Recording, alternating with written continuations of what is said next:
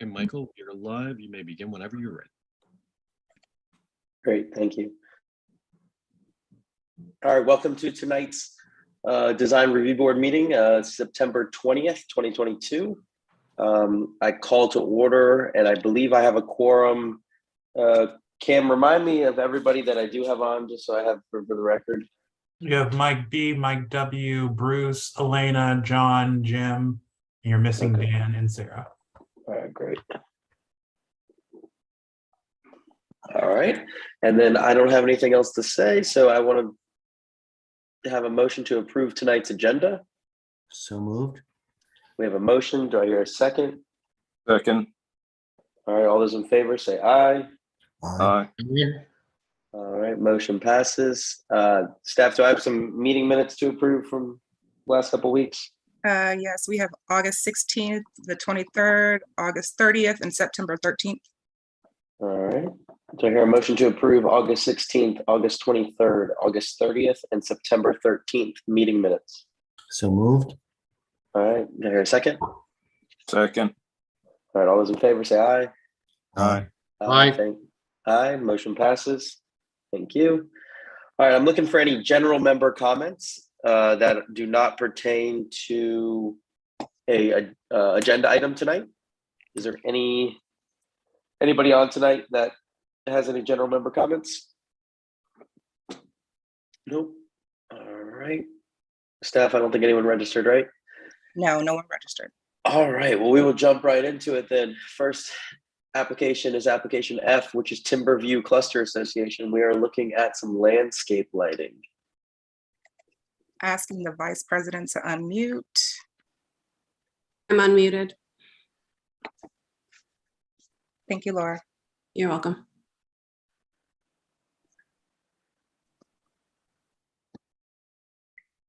Can we get application F on the screen? Do you see?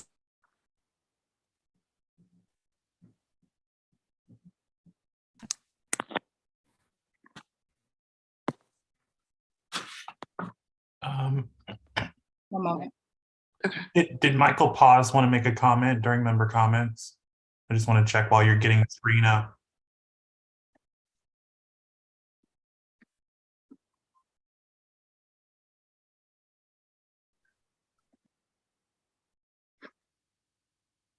Can you hear me? Yes, we can. Do you have a member comment? I do, but it's about Fellowship House. If it's appropriate to wait, that's fine. Michael? Yeah, it would be better to wait so we can hear it right before the discussion on that property. Just makes it a little easier. That's fine. Thank you. We'll make sure to get to you, Michael. Great. Thanks.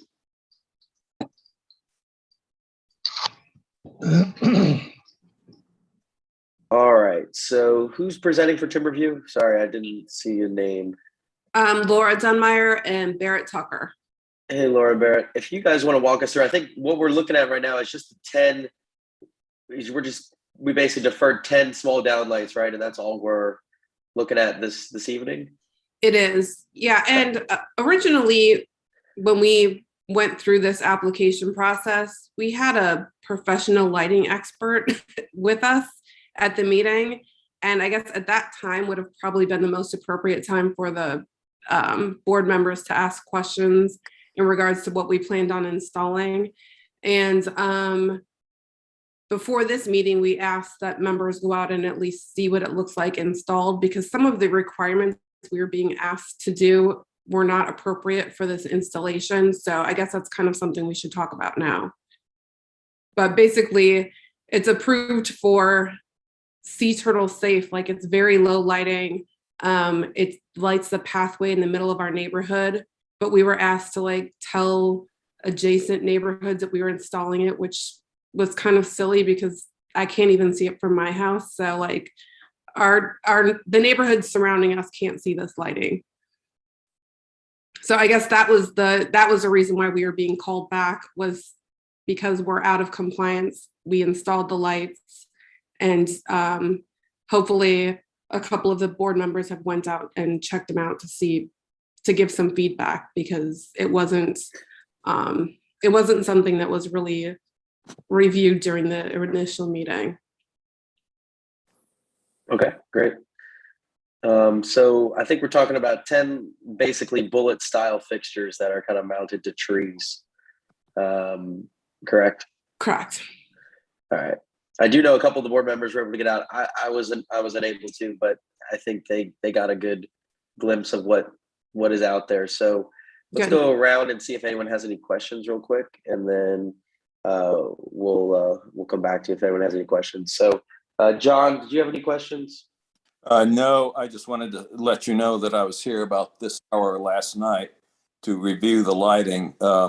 And it looks like they pretty much completed all of the lighting project that I saw, and it looks very good.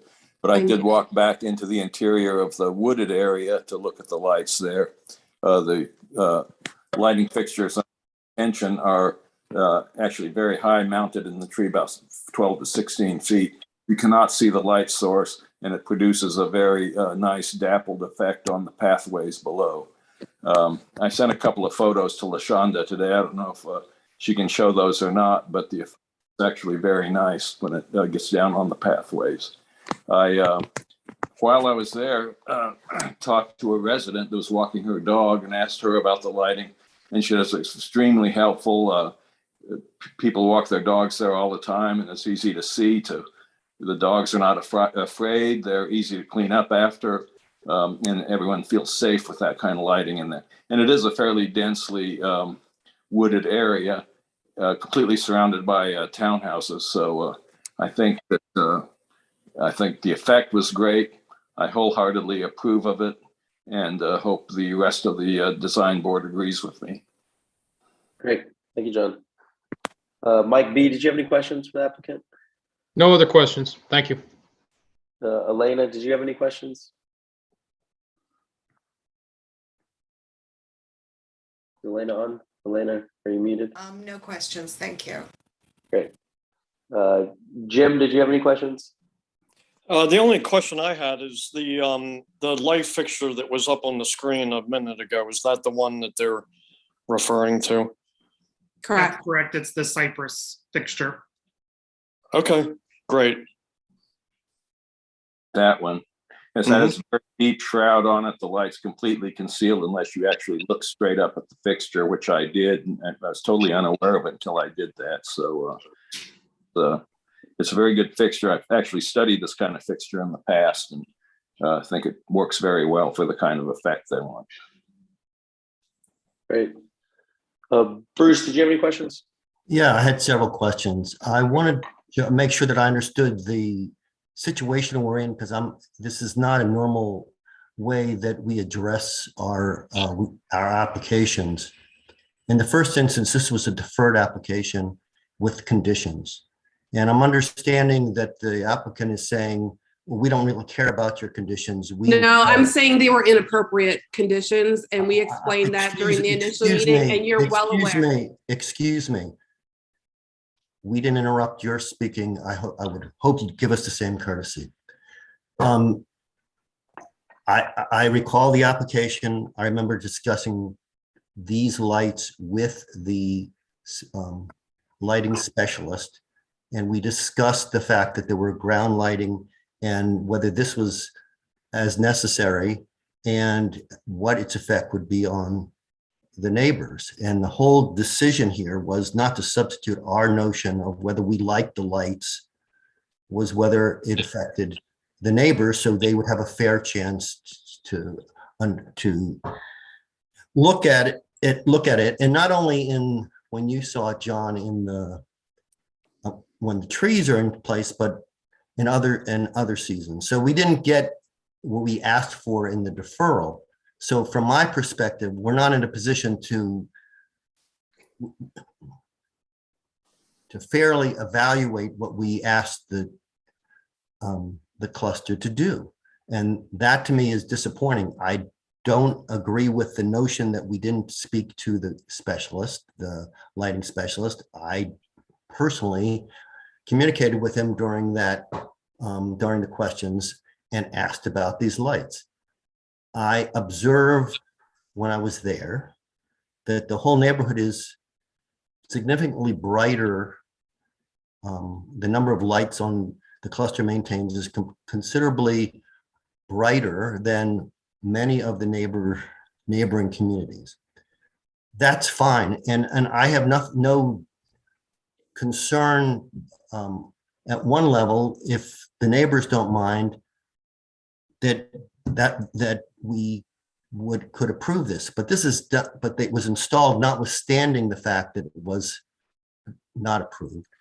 So I can't. We normally ask conditions to be met before we will take up a deferred application. So my request is really, my notion is really very basic. If the neighbor, and I am a neighbor, so I do admit that my cluster is one of the bordering clusters here, that our cluster and all the other clusters nearby, there's one immediately to the east, by way of an example, that they have their notice, and then if there's no concern, then we can approve it. That was my notion here, that the applicants disregarded our request.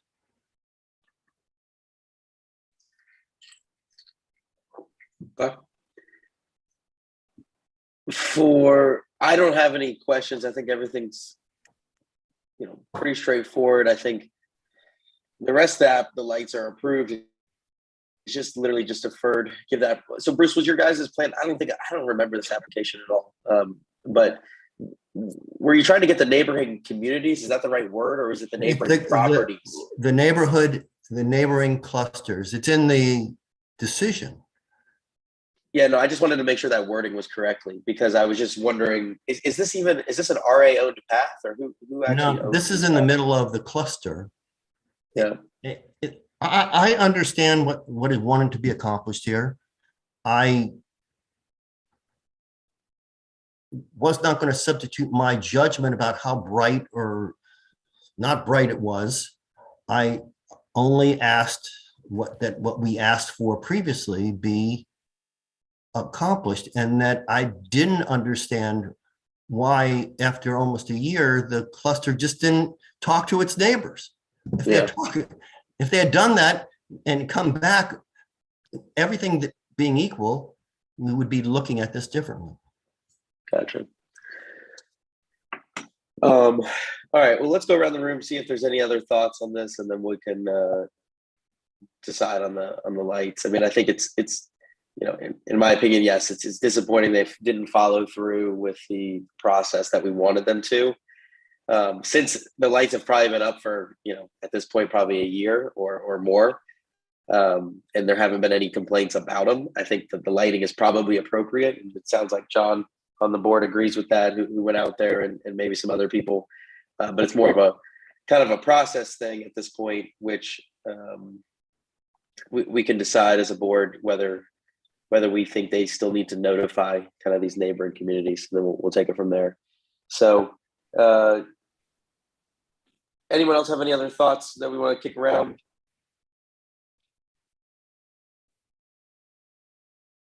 I think it's pretty hard if we're not asking the neighbors, and most of us, some of us have viewed it, to change what we decided last time, because that was the decision. There's no basis to change it other than John likes it and Bruce doesn't. Yeah. I think what's tricky is it's a unique situation because it's a privately owned path.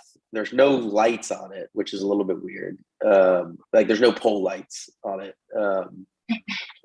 And so it's a little bit of— there are ground lights along the path. The question was whether it needed the ground lights and the kind of ambient lighting coming from above. From above. That was the question, and that's what we talked to the lighting specialist about. And we can all have different recollections, but the notion that it was absolutely necessary I thought that he backed up, and that's why we said, let's see. And also, I don't think that seeing it only asking the neighbors in one scene, if they've seen it, if they haven't said anything when we ask them, I don't think most neighbors are going to speak up. I just don't see what the problem was doing what we requested. Yeah, I don't disagree, but I guess what I struggle with is if it's been up for so long that if somebody really had an issue with it, they would have, complained at this point. Whether 10 lights is too many, maybe, I don't know. The lighting expert's not on here today. Luckily, they're all 2,700 Kelvin. They're all low wattage. They're very kind of nature friendly lighting, which I think is good.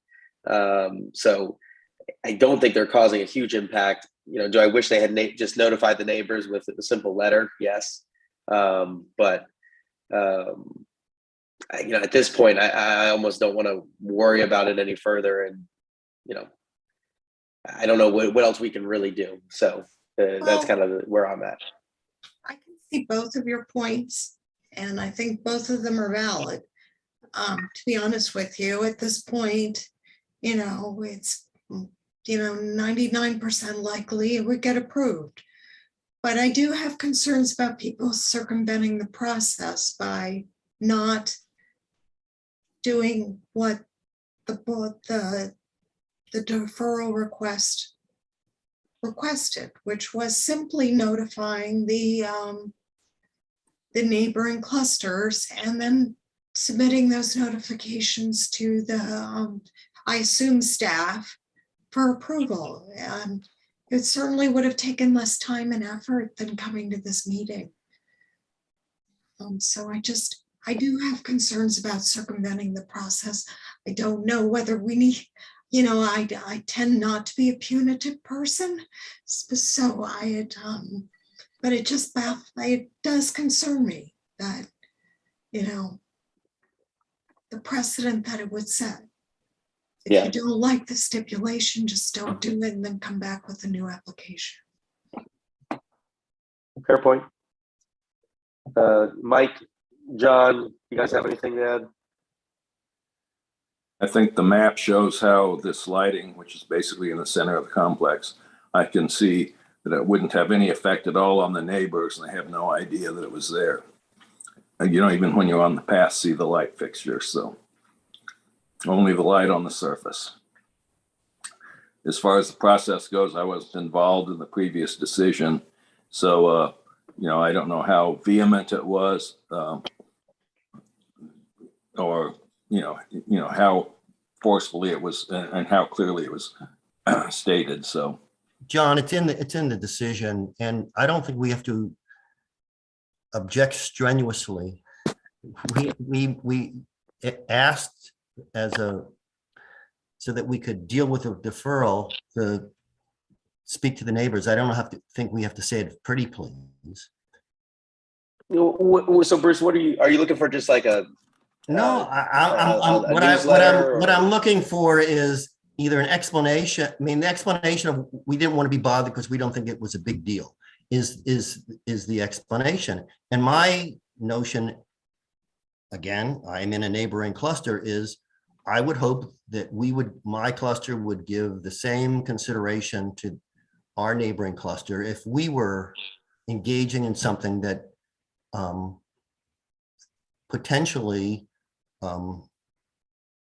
interfered with them. And light is one of those things that crosses lines that we do look to the question of, does it interfere? So that's all. The notion that that no neighbors may have an objection, I hope that's the case because this is already installed. I don't know that. As I said, apparently only 2 of us have seen it, so I don't know what we would be accepting that would change our decision.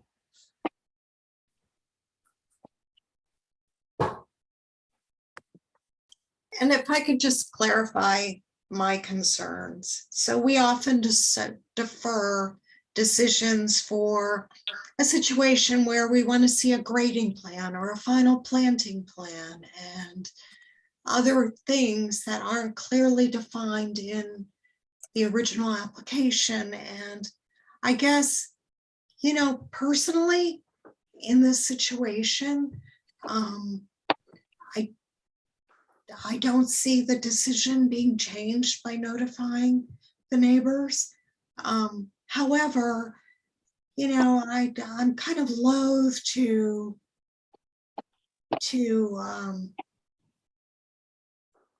you know, set a precedent that will, you know, if you don't want to follow a stipulation in a decision, you just ignore it, do what you want to do, and then submit a new application after the fact. And I'm not sure there's anything we can do about it other than register displeasure with that type of action. But that's, again, it would have been so much easier just to notify the neighbors than to go through this. Yeah, agreed. Well, I think I understand your guys' point on the process. So let's, I mean, does anyone, Bruce, do you want to make a motion or anyone want to make a motion? I'll make a motion to try to address this as efficiently. I don't, it's not intended to be punitive. I'm not going to suggest. So what I'm going to suggest is that we approve the application with the condition that the board, the cluster, provide the staff with notice to the other clusters about the lighting. And if they, and we do this all the time with lighting, when we approve lighting, that if there is a problem, that we reserve the right to come back and address the lighting. We do that as a matter of course when we approve lighting plans. So I'm saying, just we'll prove it, come back, show that you reached out to your neighboring clusters and that you received no objections, and then your approval will be fine. That's the motion. All right, so we have a motion on the table.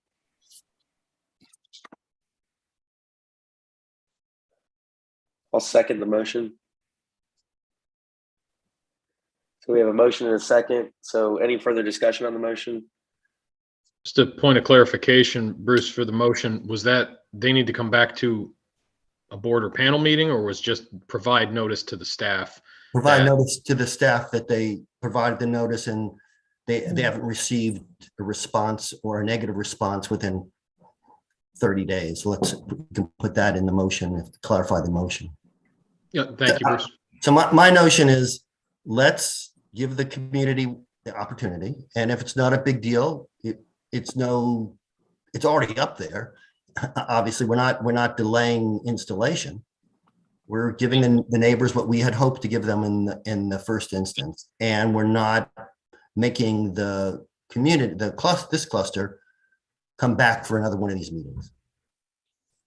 I accept the amendment to the motion for the 30-day time period once notification goes out.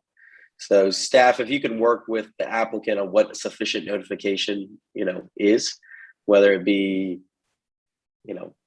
community-wide flyers or, I don't know exactly what technically, sufficient community neighboring notification would be, but maybe you guys can figure something out. I was thinking that they could reach out to their neighboring cluster officers. Presidents. Yeah, like maybe we can put them in touch with the presidents that are around the area, and then they can send out an email to everybody that are in the clusters. And would that just be the 3 surrounding clusters? Do you have clusters? Just ones that border the development. Does that sound reasonable, Bruce? Yeah, no, like I said, the point was made, we're not being punitive, and the point was made that we also don't want to create a precedent. And so my notion is, let's make it the easiest for everyone and the fairest for everyone. Yep. All right, so I'll accept the amendment to the motion of that, we can, it's to the 3 neighboring cluster communities, and they need to just prove to staff that the notification has been sent out, and then we're waiting 30 days for any feedback. And then at that point, the decision is, satisfied. It's final, yeah. Okay. So we have a motion, we have a second, we had some further discussion, we had some amendments. Does everyone understand the motion? Yes, All sir. right. All those in favor of the motion, what I'll do is I'll do a roll call just to keep it easier. So all those in favor, so in favor of the motion, so I'll go roll call. John, are you in favor or against? Favor. All right, Mike. Yay. All right, Elena, Yay. Jim, Yay. Bruce, Yay. and I'll also vote in the affirmative. All right, the motion passes. All right, thank you guys. All right, moving on to Vantage Hill Townhomes.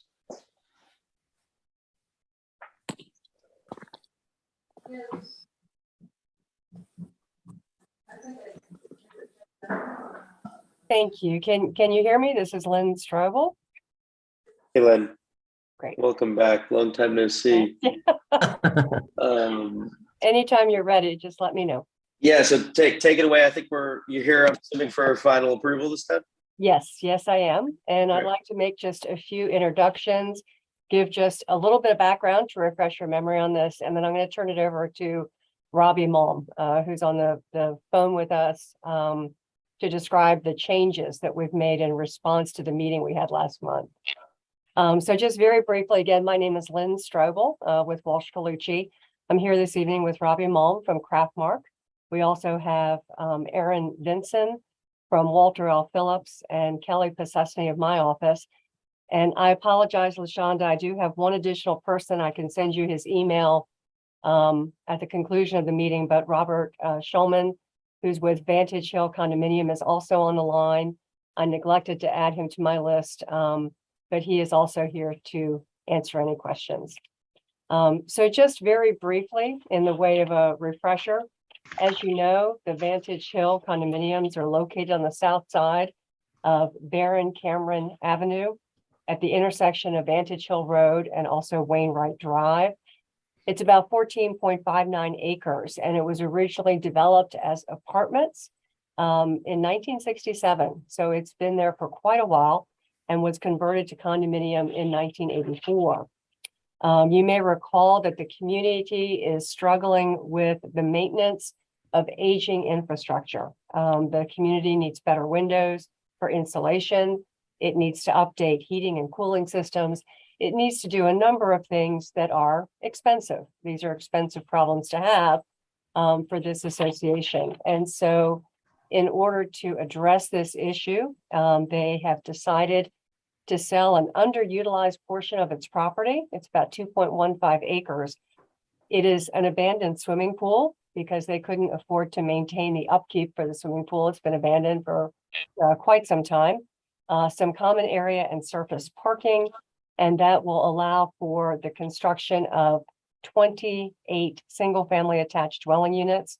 This will generate the revenue to allow the condominium to make these capital improvements that they need.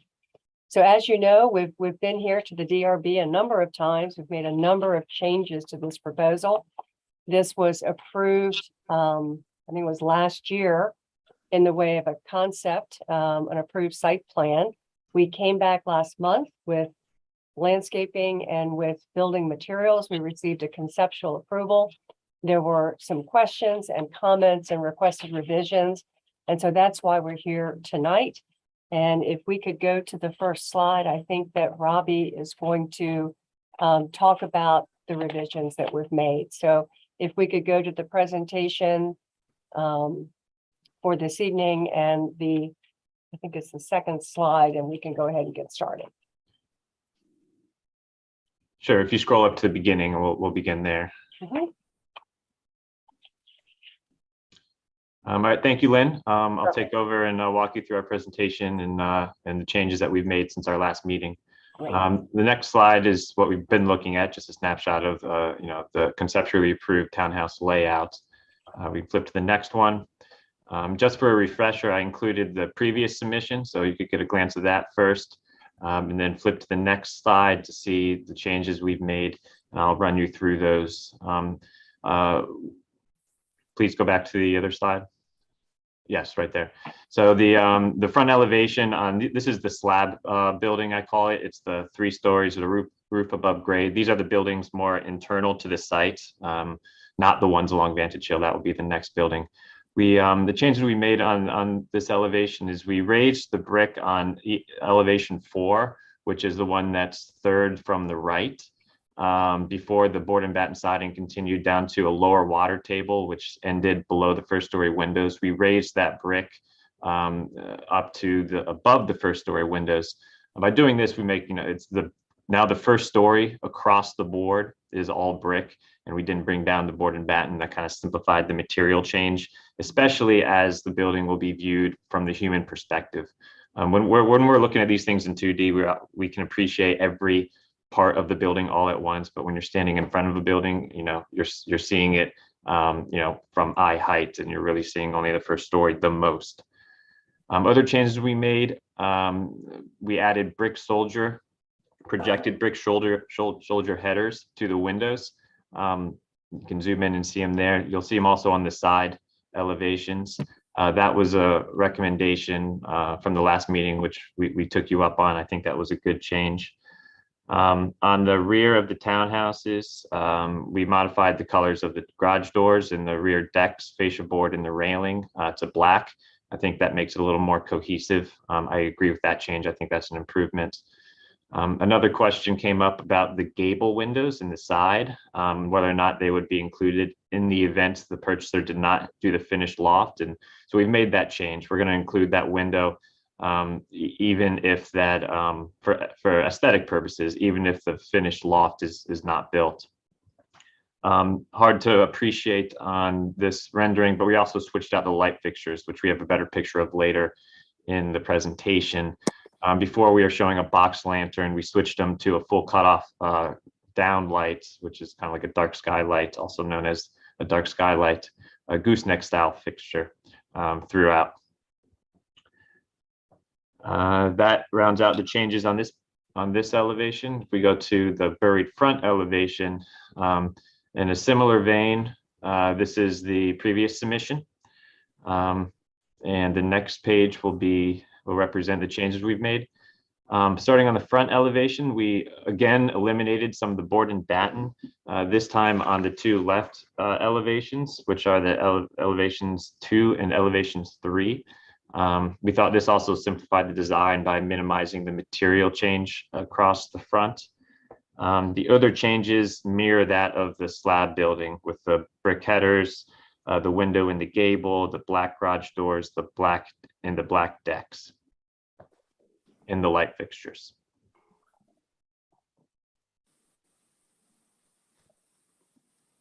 We flip to the next slide. Also, at the request of the board, a 3D rendering to better show the projections along the front. This helps you appreciate, I guess, specifically the projection of the front door awnings, how far they stick out. That was a question in the last meeting. So these are full, canopies. They'll cover the front porch, which sticks out 3 feet from the front facade. They are cantilevered, so there is no structural bracket above or below. The structures, you can't see it. It ties back into the floor system. Other than that, these 3D renderings allow you to appreciate the other bumps and jogs, the depth of the other head features, the fact that the brick headers project slightly, creates the shadow lines. There's a row lock course along the 1st story windows here, which will project, creating a shadow line as well. The next slide is the other building type, the 3 stories of the roof above grade. And same thing goes for this. You can see the projections all along the front a little better. It's easier to appreciate in 3D. The color and material list is mostly the same. However, the colors on the back did change. The garage doors changed, the deck trim and the deck railings changed to black before they were shown as white.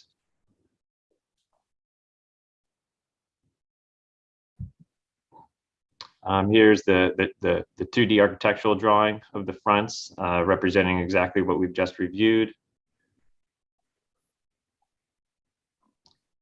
Here, yep. And the same thing with the rears.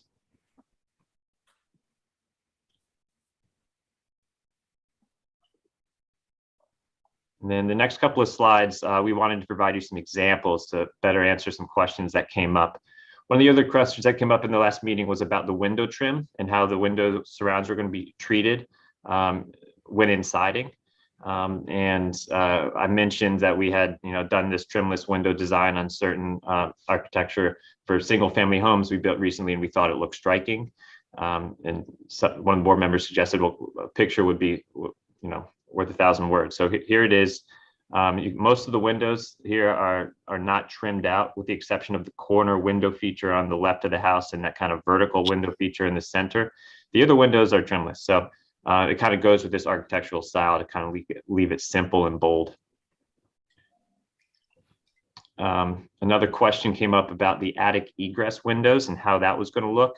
So in the top right-hand corner, you can see how it's dashed in the 2D architecturals. And what's hard to explain sometimes is that these don't stick out from the roof plane. They actually eat into the roof plane. So this is a finished community we built years ago in Montgomery County, where it had the same type of egress window in the loft, and you can see they're not very visible from the exterior, the way they eat into the roof plane, and they don't project like a typical dormer would.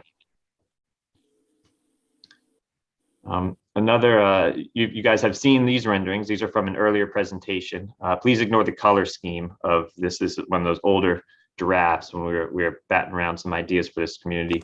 But what this still does accurately represent is the alley layout. So we wanted to include this again because a question came up about the alley layout, how it would be treated, the HVAC unit locations, which you can see a little more clearly in this right rendering. There's a room for vegetative screening in front of them. The driveways are treated with a red paver. One thing we did get right back then was the black decks and the black garage doors.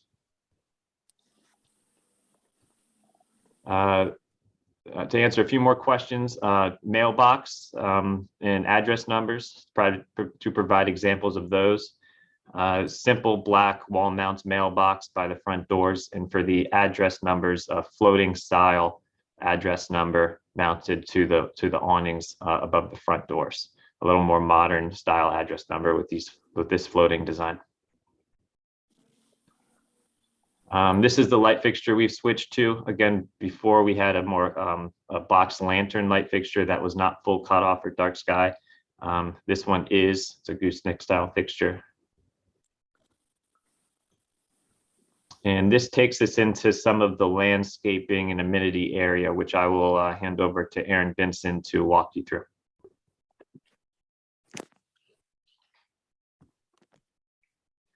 Hi, everybody. Aaron Benson with Walter Phillips. This is not substantively changed since you saw it last, but since we last met with you, we have gone to the Ruston Planning and Zoning Committee. We had a good meeting with them last night. They had asked us to look at a few small changes. We are currently looking at how we may be able to increase tree preservation. We think we've maxed it out, but they've asked us to take a closer look at that. So we are looking at that just as an FYI. This landscape plan is very similar to what you've seen before. Again, we have a significant number of trees that are proposed. We're saving a significant amount of trees. That's all sort of similar to what you've seen before. If you can go to the next slide. I think maybe, yeah, let's go one more. This one again is very similar to what we've seen in the past. Thank you very much. This is one update here. We coordinated with the Ruston P&Z on some slight changes to the play area. We have made some minor modifications to the climbing wall and some of the surface treatments in the recreational area. And then on the next slide, just a few clarifications, the rest in P and Z, which we thought you guys would appreciate as well. Asked us for some clarification on service treatments.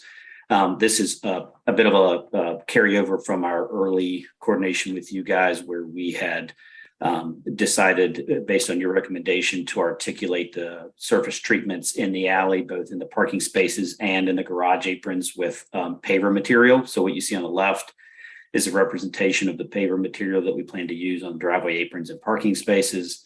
And then on the right is just a visualization of the type of surface treatment we plan to use within the flagstone plaza area in the central amenity space. So that's just a quick overview of where we are. Again, very similar to what you've seen, but we're happy to answer any questions later on. I'm going to add to that, Aaron, just one item. I think it did not get changed on this drawing, but instead of sand in that recreation area, instead of sand, we are going to be providing mulch. Correct. And I apologize, it looks like that did not get changed, but we are providing mulch in that area as suggested by the Planning and Zoning Committee. And I also, could we go back just to the landscape slide? Because I think that there was a question regarding the actual quantities of trees. We go back two more, because I think, Aaron, you did provide this, the quantity. There's like a separate column next to the landscape. Yeah, over in the lower right corner. This was one. Again, this is not new information. It's sort of articulation of previously available information. But the Rest in P and Z had asked for sort of a breakdown of what we're proposing to do, how many trees we're going to. And I think that this group did too, Aaron. That's why I wanted to sum it up. Got it. Okay, sorry. I thought that was. I'm getting my groups confused. Apologies. No, that's so fine. just a quick breakdown. These are the trees within the project area That are proposed to be planted. that are proposed to be planted. So we're proposing 31 large canopy trees, 8 smaller canopy trees, 42 understory, 26, 43 evergreen trees, and then in excess of 240 shrubs. And again, that is within our project area. We are proposing an additional 15 or so trees throughout the Vantage Hill neighborhood, in addition to some understory plantings around the RPA. And one of the things that we took away from the P&Z meeting last night was they've asked us to look at adding some additional plantings throughout the rest of the Vantage Hill neighborhood, which we are looking at now. So these are sort of the minimum number of trees that we expect to provide. Thank you, Aaron.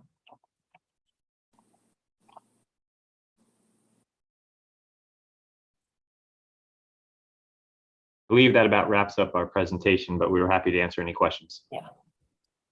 Great, thank you. I need to go on to I just need to hear from the affected parties, and then we'll come back to ask you guys any questions, okay? Sure thing. So, staff, do we have any registered affected parties today? We do. We have quite a few. I'll start by naming some.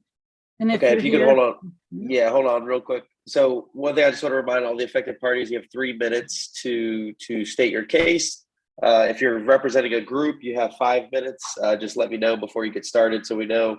And it'd be easier. I know last time we kind of went through like a roll call. It kind of took a while. So if you're here and you're registered as an affected party, if you want to raise your hand on Zoom, you can just kind of click the raise hand button, or just put your physical hand up in the air. That may be a little easier. There are no hands up, but if we can just quickly run down the list, there's no hands up. One moment. Okay. We have Damian D. Antonio, Burton Griffith, Susan Geese, Richard and Mathilda Spire, Tim and Stacy Casey, Graham Farbrother, Walter Webdale, Catherine Vermeer, Kate Bowman, Jeanette Schinders, Parker Gallagher, Pam and Damian, John Stott, Vernon Weil, Constantine, if I'm saying your name incorrectly, I apologize. Barbara Kaufman, Leona Mora, Bill and Joyce Fallon, Cassandra, Peter, or Susan. And that's our effective party list. Okay, great. All right, I'm surprised no one's here. No hands are up and no hands are up. All right, so we can go around the room and ask questions. I know, Tony, you wanted to have an executive session, maybe?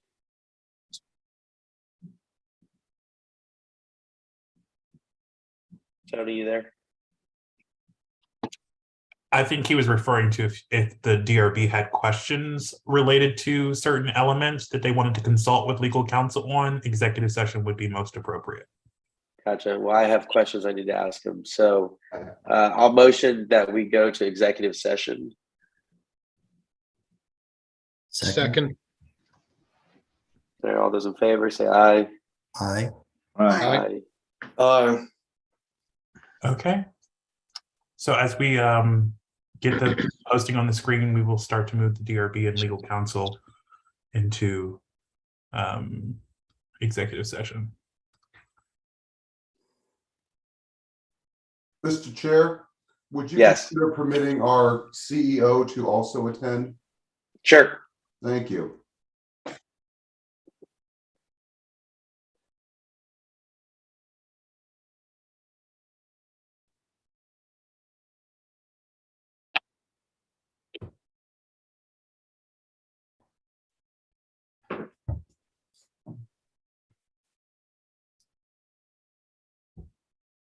Give me 1 second.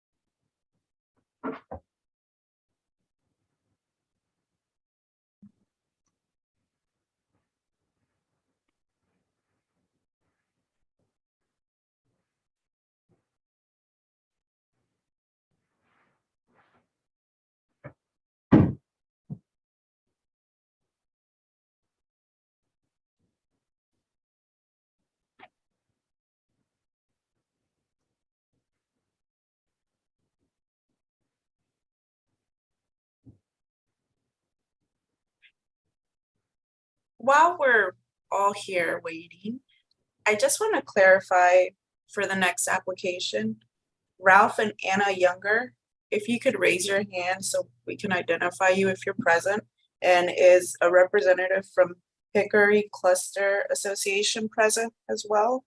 Raise your hand and that way we'll mark you and call on you.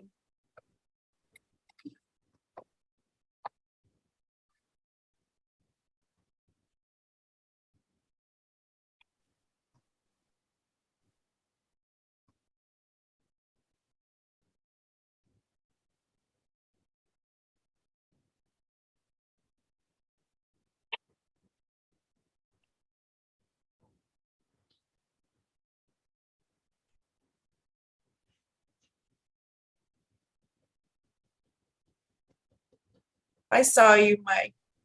I got you.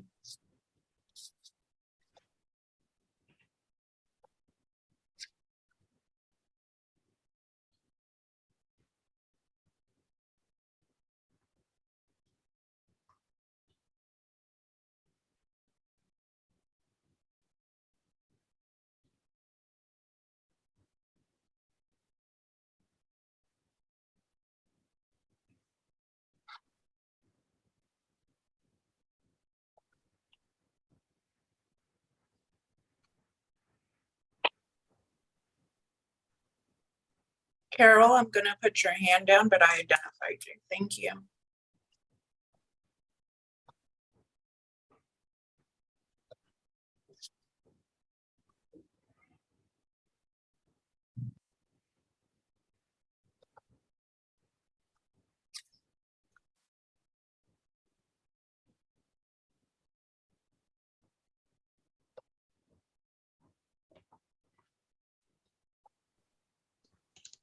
Mr. and Mrs. Younger, I also found your name.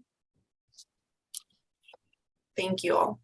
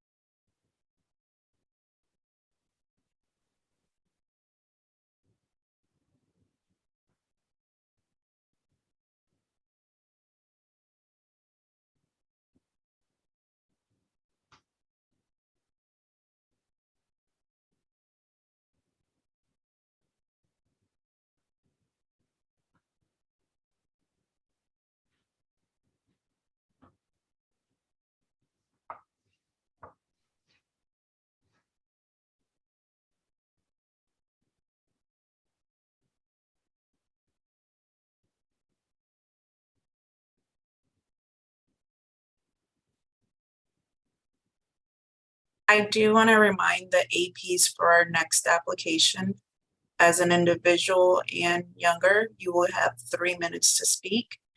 And Hickory Cluster, you will have 5 minutes as you are speaking for a group.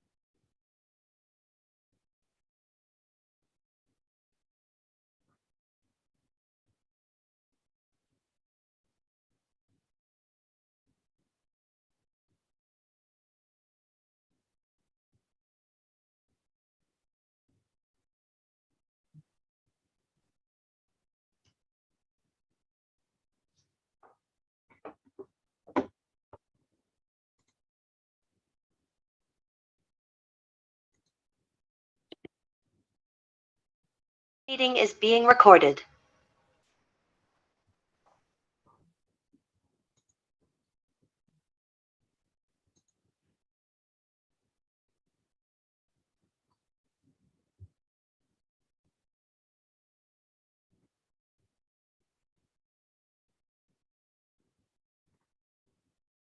All right, are we all back?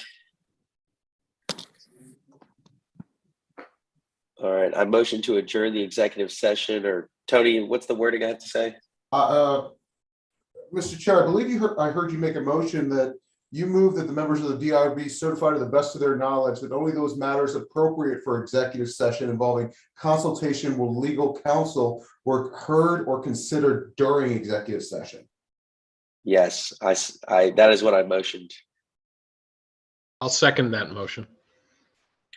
All those in favor? Say aye. Aye. Aye. All right.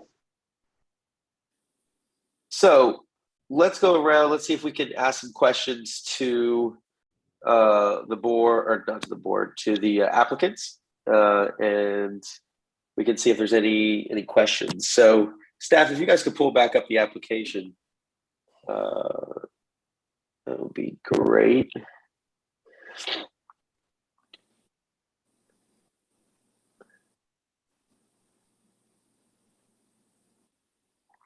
So just while we're waiting for them to pull up the application, I appreciate all the info you guys provided. It all, all the renderings look great. Everything that you guys provided, you took our feedback, and I appreciate the kind of what you guys had and then what you guys have now. So very thankful for that. So kudos to you guys for that and quickly turning it around. So let me go around the board and see if there's any questions for you all. About, guys, if we want to go around the design, then we could talk further. So John, did you have any questions for the applicant? No, Mike, did you have any questions for the applicant? And again, this could be a detail that I might have missed somewhere in here. I know this, we've looked at this a few times, but if you pop up way up, slide 8. Just a question on the front doors. I kind of picked up on a pattern here in terms of 4, then a single, then 4, then a single. I was just curious if there was a scheme here or a plan someplace in terms of what the front door scenarios looked like. Yeah, those were just two front door types that we have proposed for the unit. They both have fogged glass as represented here, and it's the 4 light and the 1 light. Okay. Any sort, and again, the intention there to alternate down the run? Yes. Okay. That's the one that I was curious about, Michael. I saw the fixture change. I liked it personally. So that's it for me right now, Michael. Very great. Elena, do you have any questions for the applicant? How the it's hard to tell in a perspective how those numbers, the floating numbers, are going to be attached to those projecting canopies on the front door, if I'm understanding it correctly. That seems to, it looks in the drawing to be a very narrow space. How tall are those numbers and how will they fit in that space? I think it's plenty of room. I think those address numbers are, go back to the address page, it might actually say it. There might be 4-inch address numbers. And that fascia on, It's more than 4 inches. I'd say it's an 8-inch board there, a 6 or an 8-inch board. And they'd be mounted horizontally in that space. Yeah, I think the address. horizontal, I numbers must make. It doesn't say how big they are.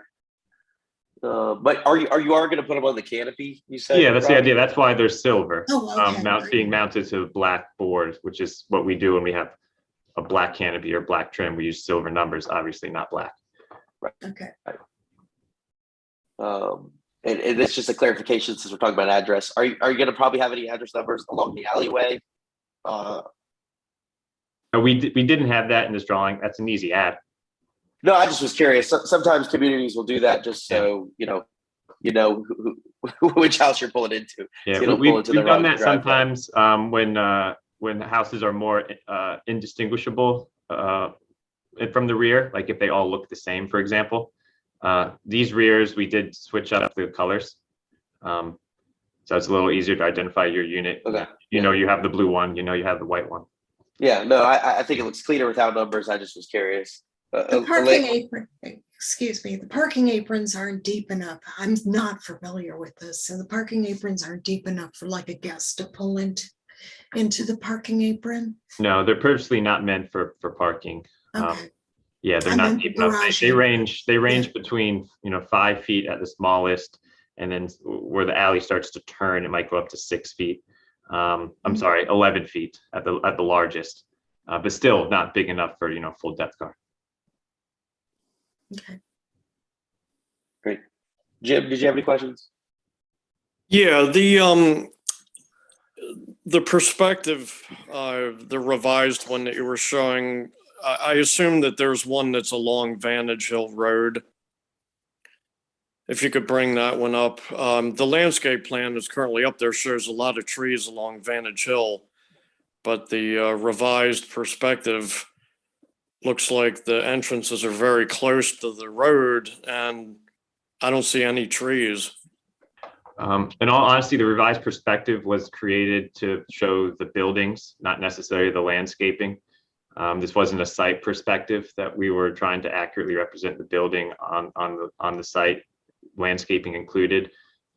As I understood the comment, it was to provide the 3D perspective to help show the projections along the front. So again, it was created with the intention of portraying the buildings, not the landscaping accurately bush by bush. And then a comment was made earlier about more tree preservation. Does that not apply along Vantage Hill Road? I believe the comment earlier about more tree preservation, it was something planning and zoning requested with their approval. It wasn't a condition, it was a suggestion or recommendation to see if we could increase our tree preservation by 3 or 4 trees. So of course we agreed to look at that. It might be difficult because if the trees were savable, we would have already done it. We put a great emphasis on trying to save the trees we thought were savable with this project. But that was that comment you mentioned. Okay, and the elevation that's up on the screen right now, is this what we're seeing for the last, I guess, group on Vantage Hill Road before you get to the existing condominiums? Yes, I believe that's correct. So that's a 5-unit building, buried fronting Vantage Hill. Okay, and then as you're moving down Vantage Hill towards Wainwright, what does the next group of buildings look like? Does it pick up on this red brick element again? Is it more, I mean, how often do these white gables repeat going down and around? I mean, it would be I believe the next building's a 3-unit building. It would be a mix of these elevations.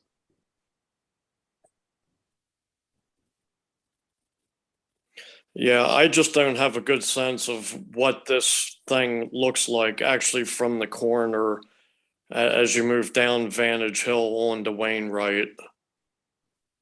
Is it more red brick and brown? Is it more white?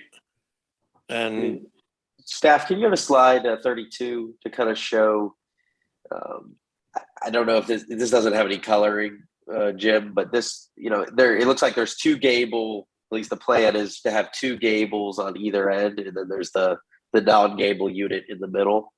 Yeah, slide 32, Staff.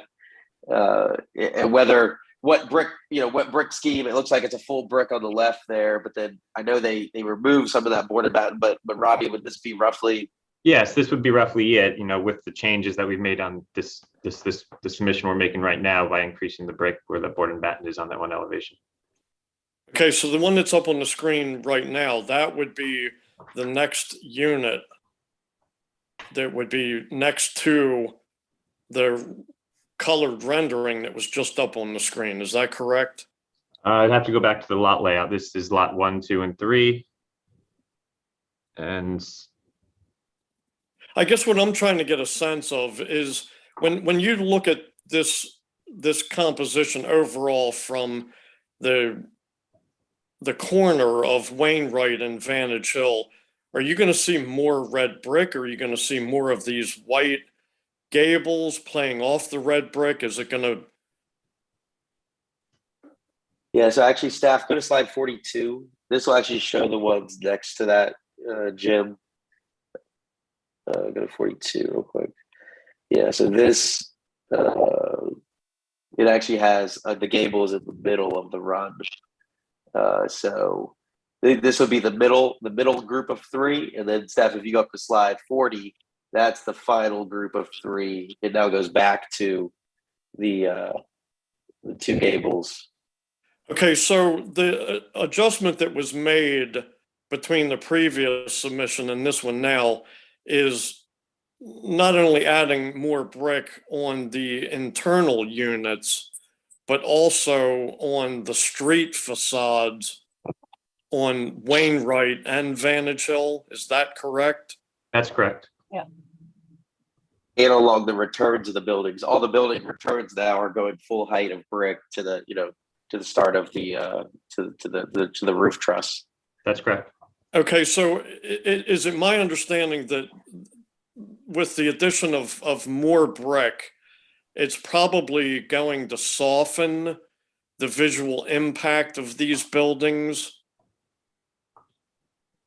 Our intent there was, one of the comments was, to simplify. And so by eliminating some of the material changes, increasing the masonry, eliminating the board and batten, it was going to soften and simplify.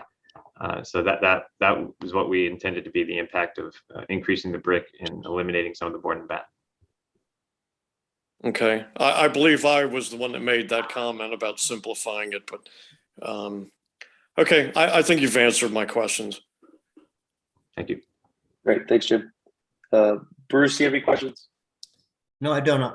I was pleased that so many of our recommendations were worked in, and I have to say I am not a fan of the alleys, but they've done everything we've asked. Great. All right, so I have a couple questions for you guys. The pavers are my first one. So what Aaron presented was very kind of a red. It just looks a little too fabricated stone for my liking. To kind of tie in with everything that we have all this masonry brick and then there's the flagstone, and then I'm sure there'll be the concrete paths. Would you guys be open to having, maybe a different selection for that, or maybe it just, I don't know, just something about it just doesn't quite cohese with everything. Michael, I don't see an issue with that. Our only real constraint, if it is one, is that the pavers in the parking will be permeable. And so we're going to be somewhat limited, but not to the extent that I would be concerned about being able to find something darker that's more compatible with the building. So if that were some sort of condition that we need to do that should not be an issue. Okay. Yeah, just something, it's almost like the it's almost a little too red, I guess would be the word, would be the color. Just, I don't know if it works well with the color scheme that we have.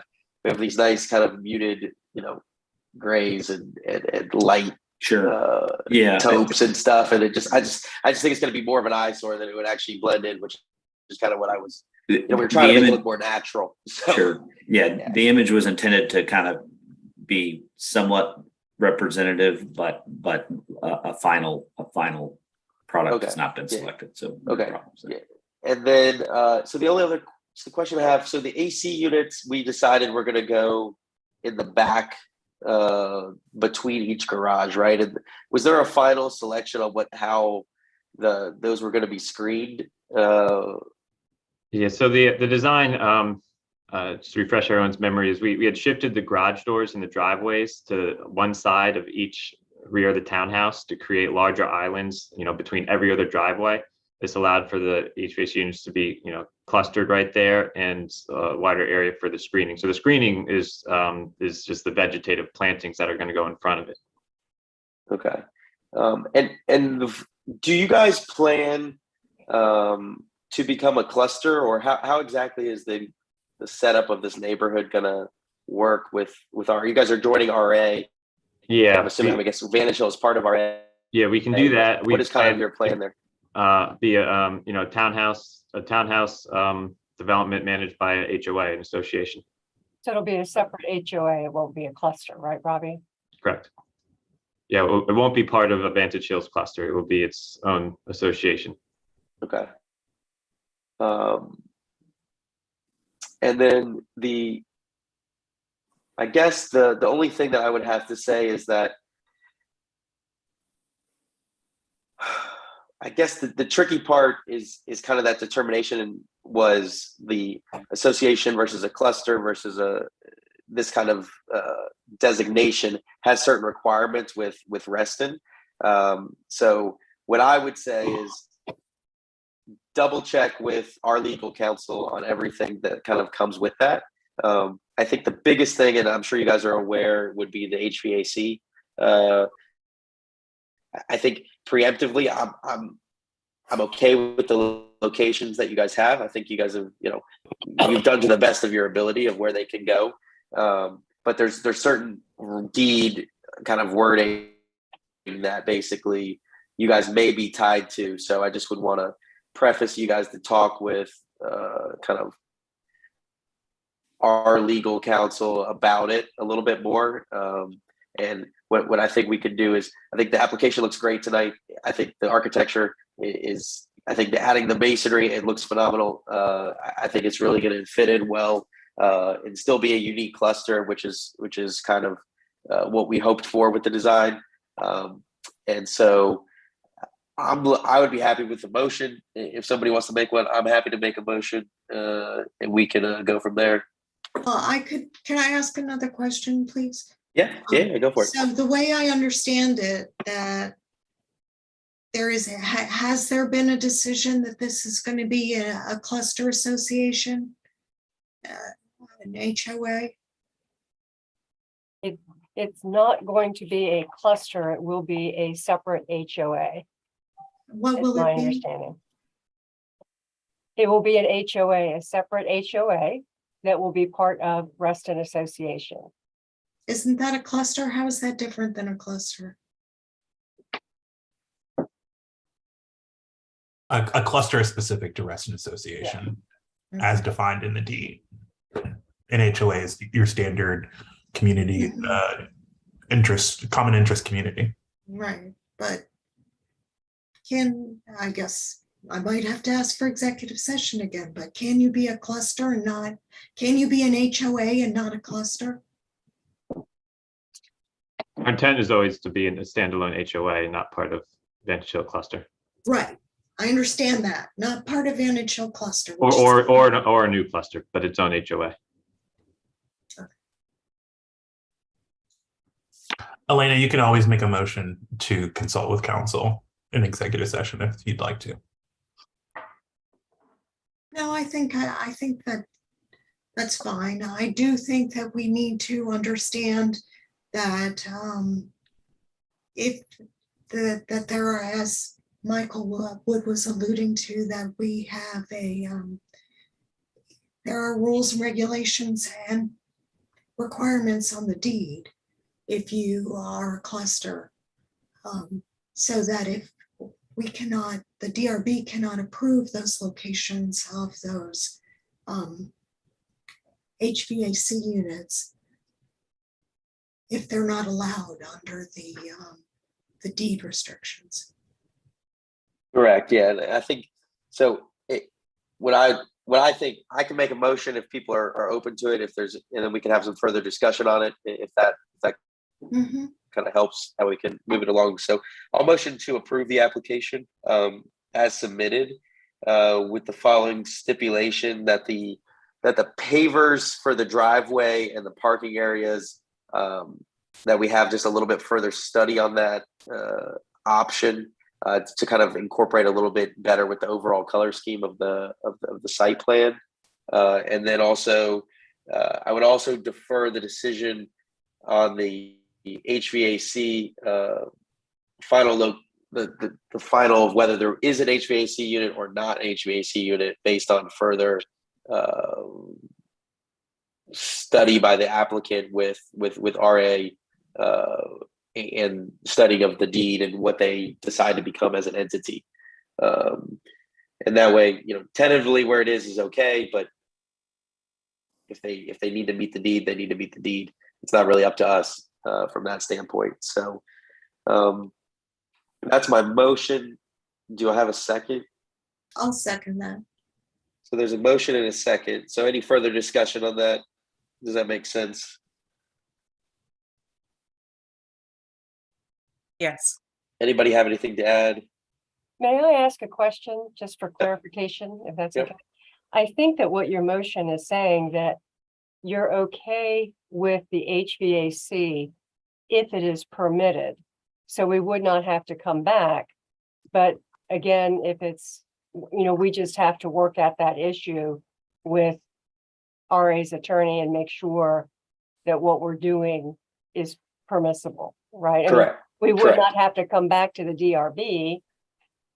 You're just telling us that we have to do what's legally appropriate based on. Correct. Okay, great. Yeah. And the only thing that I would say is if you could, for the pavers, I'll just clarify my That's motion fine. that if you could provide a, just an updated, sample to kind of go along with all the brick samples and everything that you have. And that way we have it for the record. And that's, I don't want to have to make you guys come before the board again. Just submit it to staff and we'll, we can work through that final element. That sounds great.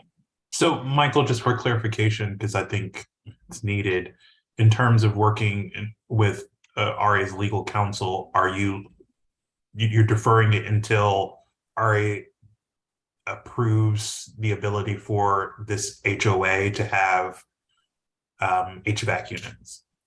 I'm not deferring the decision now. I think we're approving the DRB, so they have full approval with basically a caveat. So if and Tony's raising his hand, and he correct me if I'm wrong, but if we determine they do not need to follow the deed for this location, that then the HVAC units are already approved for where they're shown on the plan that they've submitted. If they decide that HVAC units are not allowed, obviously there's nothing for us to approve because they're going to be removed, and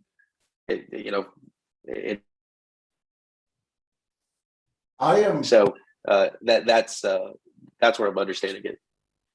I am not of the opinion that until that issue is fleshed out as to what they're going to be, the DRB procedurally can approve those HVAC units.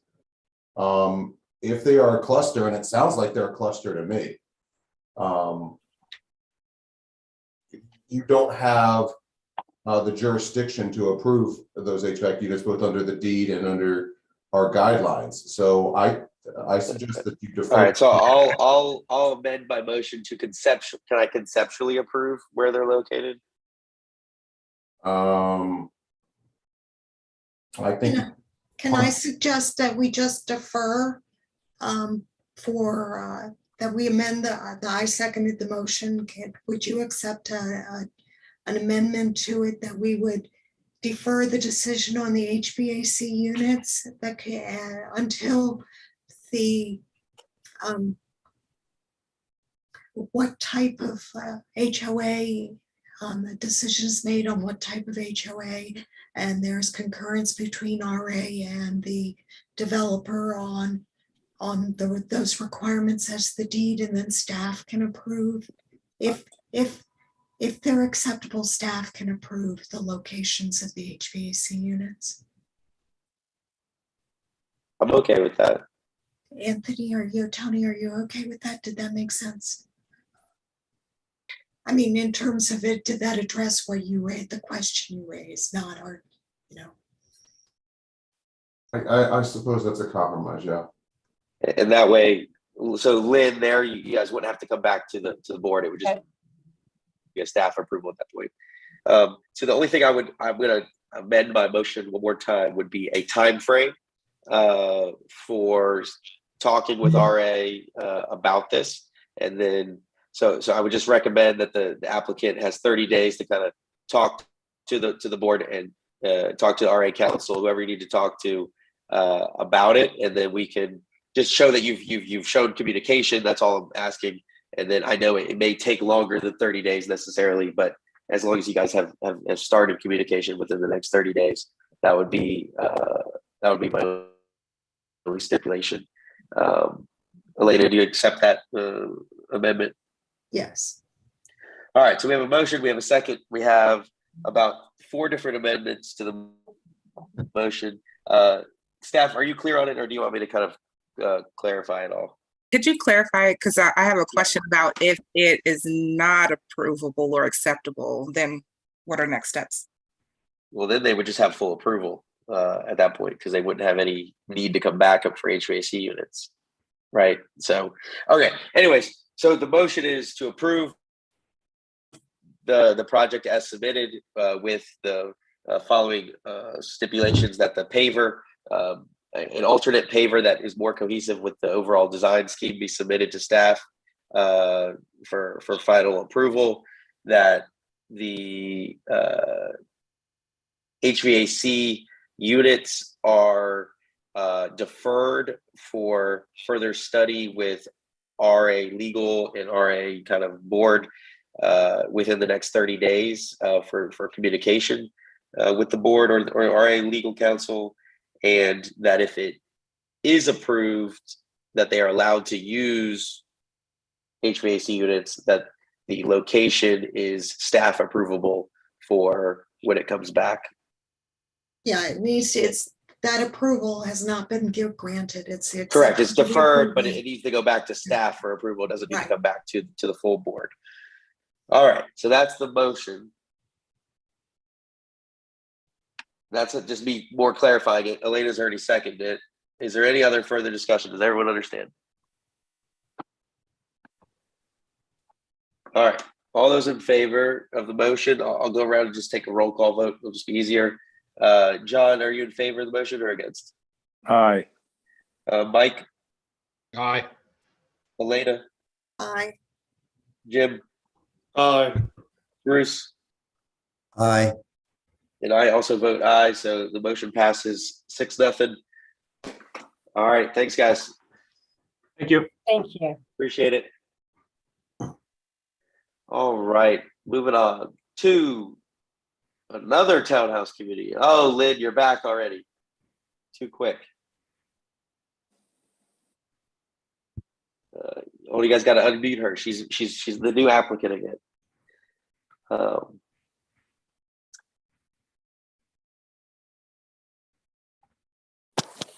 All right, Okay, Lynn. I think you can hear So me now? yes. Great. So welcome back.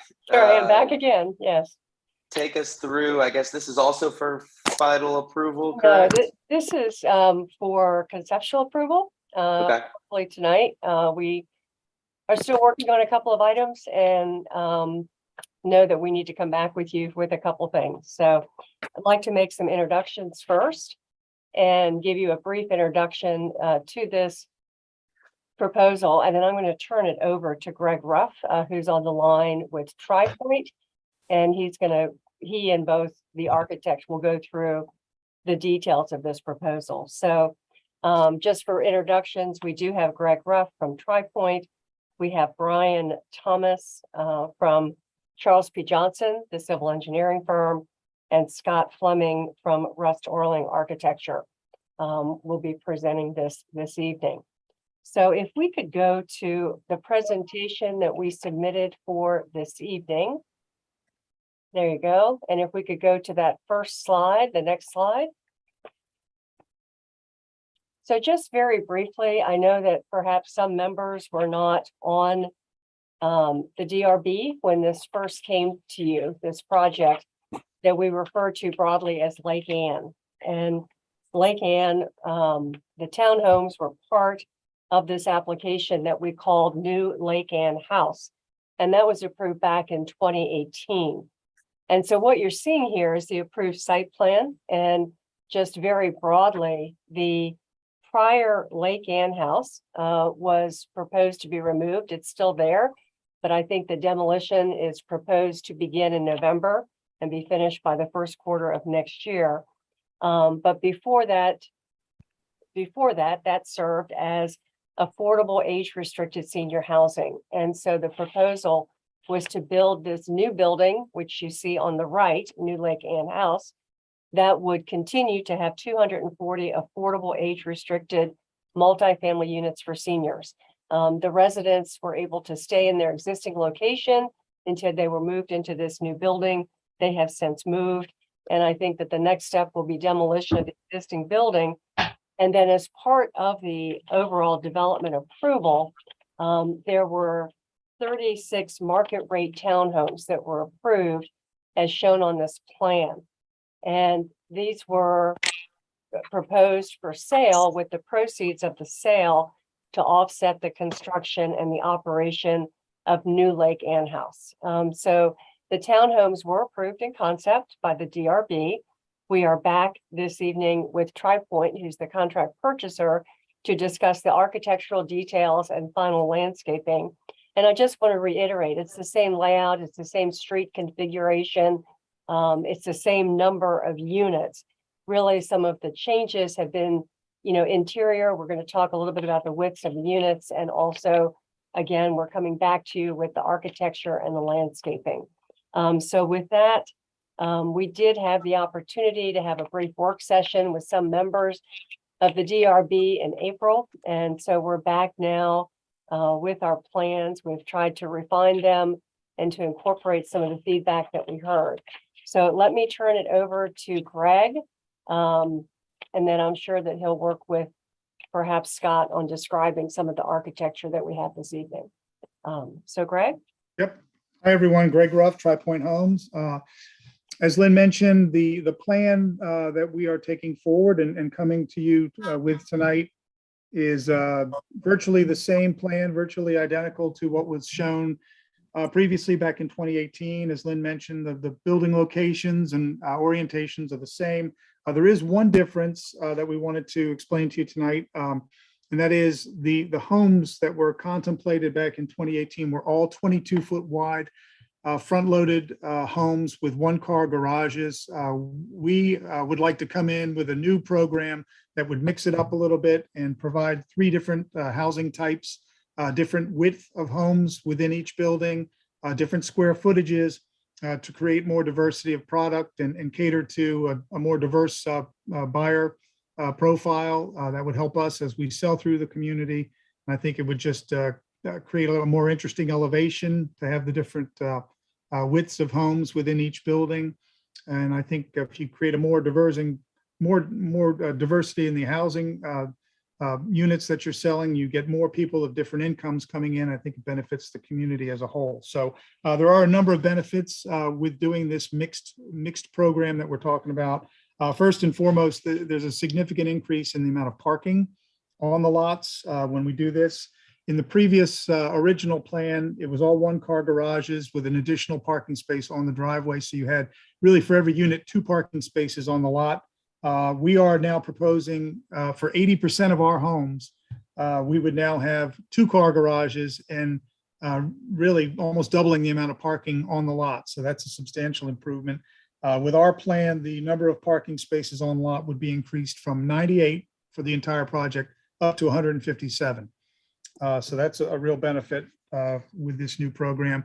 Another, And I'm sorry, Greg, I think it's 137. I think there was a typographical error. If I'm not mistaken, isn't that correct, Brian? Yeah, that's correct. It's 137. I'm sorry. 137, yeah. I'm Okay. sorry. Mhm. Okay. Another benefit would be all the end units would be side entry. So that would be what, 5 buildings, there'd be 10 units, 10 homes in the community with side entry, and that would really improve the look of the side elevation as compared to before. You can see it there.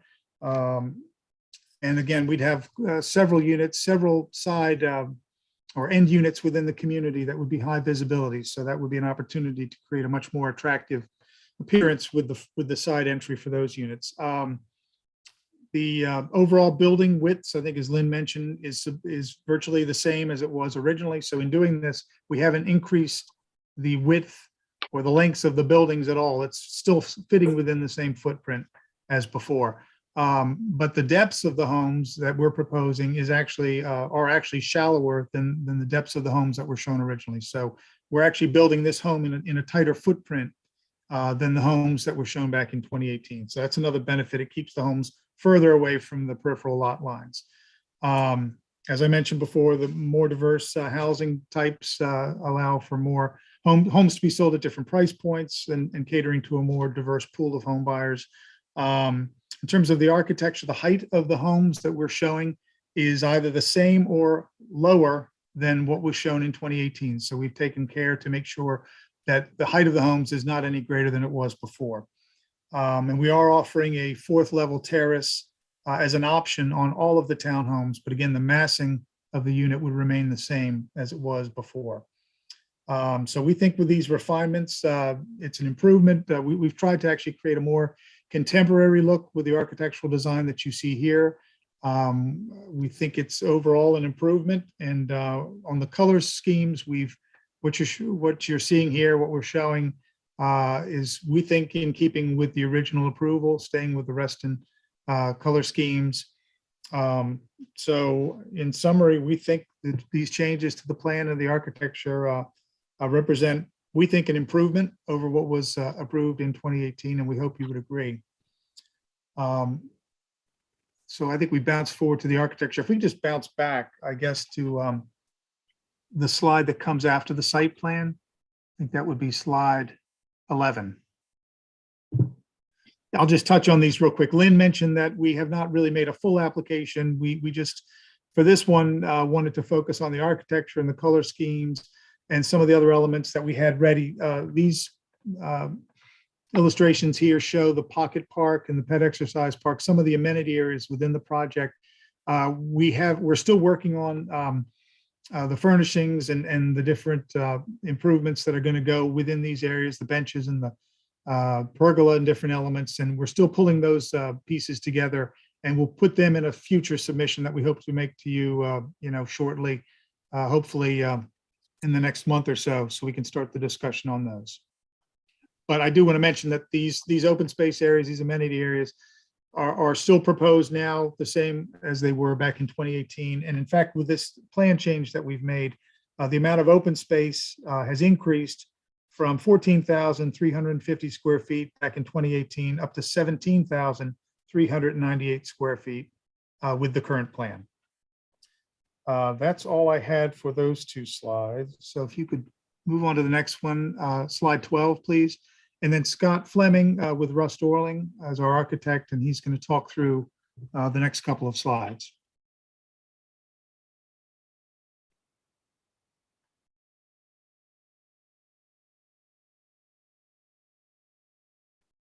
Or Scott's muted.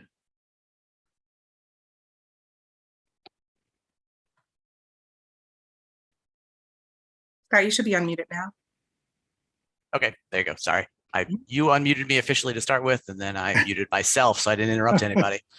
Okay, so here is the front, sides, and rears of the elevations. So I think the color schemes, the materials draw largely from the new Lake Anne house next door, where you have a mix of kind of tan colors, brown bricks.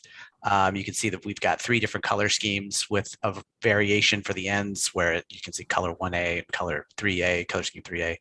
It's a base of brick.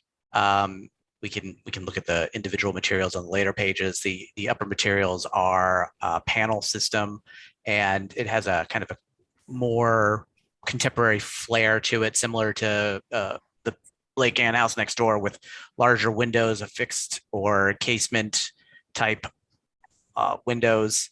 The panels are on the bays in the on that end unit there. It's basically a panel system, and in between those windows on the 2nd and 3rd floor, we've got a different color panel in between, which kind of gives that 2-story appearance of that center feature of the bay. The units themselves are 3 stories tall with a attic, which is what you see with a front-facing terrace on the top there, exactly. As the kind of something that you won't really see from the street. It was something that we kind of picked up in the previous project, of that it sets back so that it's a front-facing terrace, and the parapet runs across the top. We've heard in the past from some that we've taken a little bit more contemporary flair with the coloring and the transition materials, so that the coping is darker on these elevations. You see that you've got the coping at the base of the roof, the fascia board, then some trim pieces, and the spandrel, which are all kind of a dark color scheme. And then the schemes themselves kind of, alternate in between the 3 different versions mixed together. As you see that end feature with the bay, I'm trying to think if there's anything else I need to mention. The garage doors are all standard colors from the manufacturer, along with full light front doors and a cantilevered awning material faced with the same matching coping that's up at the top. The detailing is kind of a mix of synthetic wood trim, along with some various kind of soldier coursing headers over the windows, along with some brick bands. I think you can kind of see in the various brickwork. As that front bay that's on the corner projects from the corner, that feature kind of wraps around the side, which, as Greg mentioned, are now side entries. If you go, yep, exactly, just go a little bit to the left. So you can see that feature with the dark tops and bottoms and that kind of accent over the windows, it wraps around the corner, and to another feature over top of the side entry there, with its own canopy over the top, which is a kind of a matching cantilevered metal faced awning. Same brick at the base along with siding above, and the same kind of contemporary trim color, that as you go along to the rear, that same dark color with decks along the rear of the units. Yep. And we kind of were previously thinking of these are white, but we've changed them all to a matching dark color, because it kind of gives a strong presence and a little bit more contemporary look. The trim itself on the units is basically this is lap siding with standard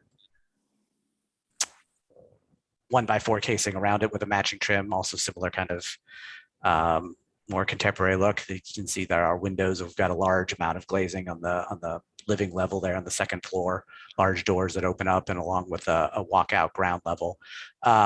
Since there was so much discussion on the last one, there will be condensers also on the rears and on this back level.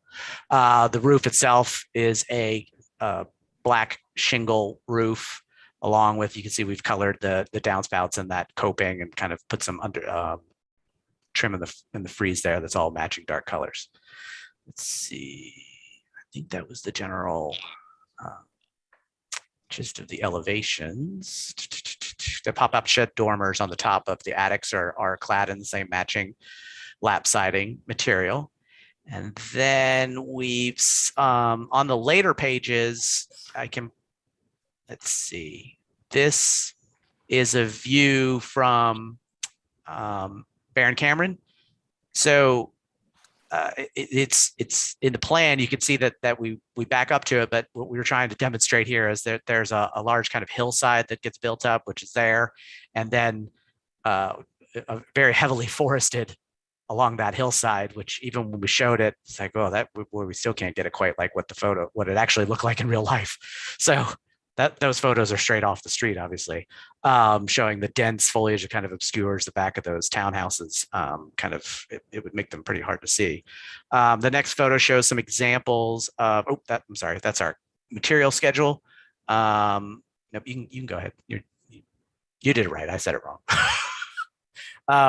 That's our material schedule, identifying all the different materials. I think I kind of highlighted all of them about the brick, the belt courses in the brick, the contemporary or more contemporary soldier course headers, the window pattern, dark windows, bronze. And then on the next page, we've shown kind of the some of the, that's an example of other decks that have been constructed by TriPoint. So it's not necessarily the color scheme because, as I mentioned, we have a darker dark bronze to match our window color, but the pattern of the railings as well as the decks themselves, no cross bracing or anything like that.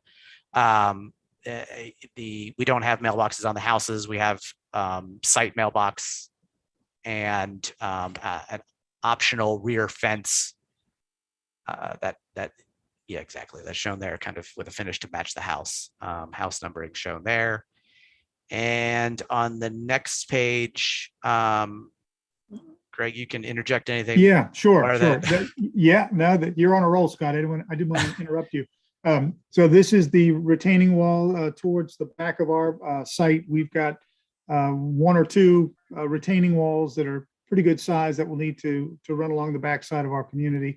So we wanted to show you details on that. And really what we're doing is just extending the walls that exist at the new fellowship house next door. And these pictures are actually from the new fellowship house. So this is exactly what we would be doing on our site, just continuing it onto our site and across the back. So then after that, it's just more a little more detail of the actual color schemes. And so we tried to represent them as accurate as possible in the elevations, but it's a mix of the siding colors. Here is Navajo beige and Monterey taupe along with the bricks themselves. The garage doors and the windows are called dark bronze, basically, exactly. And like I said, and I think if you flip through, so let's see, this one's obviously one, color scheme 2 is not an end unit. So it's a lighter color scheme with a panel, lighter brick. And the third one has the darker brick along with an additional end unit color, kind of differentiate that bay feature. Like I talked about earlier, it's a lot of these material colors are somewhat drawing from the neighboring building and of what they have there. So the larger windows along with paneling that they have. I think that, I'm sure there's something I wanted to add, but I can't remember. So I think that's our presentation, Lynn. That's what was submitted. So Right. Happy to answer any questions. Great, thank you guys. So let me go around. Let me just hear from any affected parties for this application. Sure, we do And have then we some will come back affected and ask you parties. guys any questions. Yeah, we have Ann Youngren. Right. Before you start, Laura, just remember any affected parties, you have 3 minutes to kind of state your case. And if you're representing a group or a cluster, you have 5 minutes. So just make sure to let me know before you get started. So go ahead, Laura. All right. Ann, if you're available, can unmute yourself. She's on.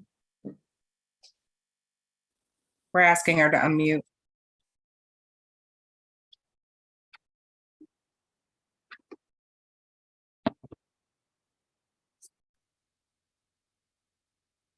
Ann, are you there? Can you raise your hand? Can you unmute yourself? She dropped off. We can go to the next. Okay. All right, we have Margot from Hickory Cluster. I don't have any questions at this time. Okay. We have two additional. We have Carol. Hi, I live on Maple Ridge, which is directly behind. This is Carol Laird. I live on Maple Ridge, which is directly behind the new townhouses. I'm concerned looking at page 3 of your plan that there might be the possibility of traffic inside the complex going in an east-west direction, that headlights could possibly come into our windows. I wanted to know what kind of plan it shows that you have plantings here on your drawing, but are those going to be mature plants? And I just wanted you to go into more detail about exactly what you're going to have there and how you're going to avoid this. Because I can look this, but I can't tell exactly where our townhouses are on your drawing. So Yeah, that's a good question. So Brian Thomas is with us. He's with CPJ. He's our I'm civil- sorry. Affected parties comment, and then I'm sorry. if you want to address their comments after they're done, you may do so by the DRB asking you. Sorry about that. Nope, no problem. Okay.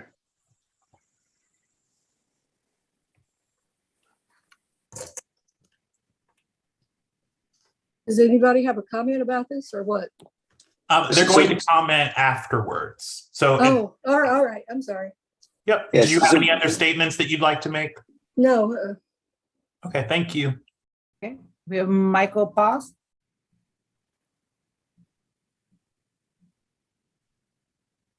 Hi, can you hear me? Yes. Okay, great. I'll try to make this quick. Please forgive the speed, but I'm probably the only person here on either the DRB board or the Hickory Cluster board that was originally involved in this process and continued with it through 2019. So I'm going to bring that perspective to you, and specifically I'm concerned with the architectural design. There have been a great number of, there's been a change of players. First, there was Grimm and Parker Architects, then NVR Homes, and now we have a third set of architects. I'm sure they're all very competent, but I'm concerned about the changes that have occurred without the continuity of the history and the number of players involved. I'm referencing back March 20, 2018 elevations. Facades shown in 4/17/2018, June 19, 2018, the DRB decision on July 24, 2018 that asks to revise the architectural design and consider incorporating more modern contemporary architecture with the use of flat roofs, rooftop terraces, large expansions of glass and/or casement windows, metal canopies and quality materials, eliminating visually distracting parapet walls and dormers. As a result of that, on page 30 of the September 18th, 2018 presentation by the applicant, modification requests were incorporated.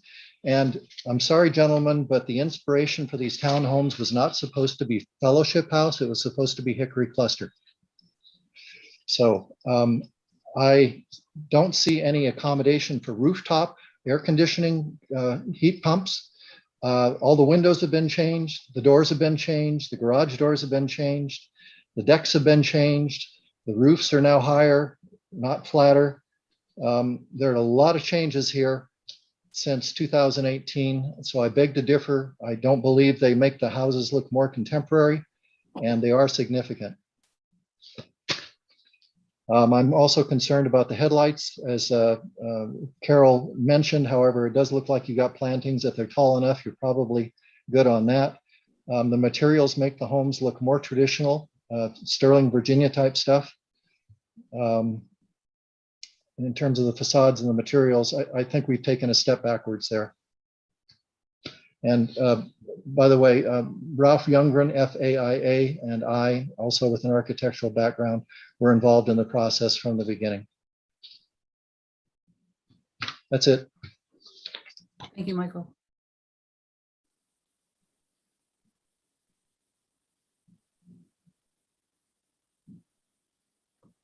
Is that it, Steph? I thought I saw Margo? somebody. There are no more Sorry. parties. I saw somebody say, I think I saw Christy raised her hand. I don't know if she was trying to speak or not. She didn't respond. We still have Hickory Cluster. Margot? Hi. Yeah, I spoke before, but actually I did have a question come up. I'd just like to know if there's any plans for there to be a wall built or a fence between our property and the townhome property. And if so, if there's going to be, you know, what the height is and what the material is for that. And also to find out to the extent of how many trees are going to be cut in that area. Oh, and I'm sorry, one more thing. Also, if there's any plan for bamboo remediation, we're looking at that on our property. And if there are any plans for that, we would like to coordinate with that. And that's all I have. Thank you.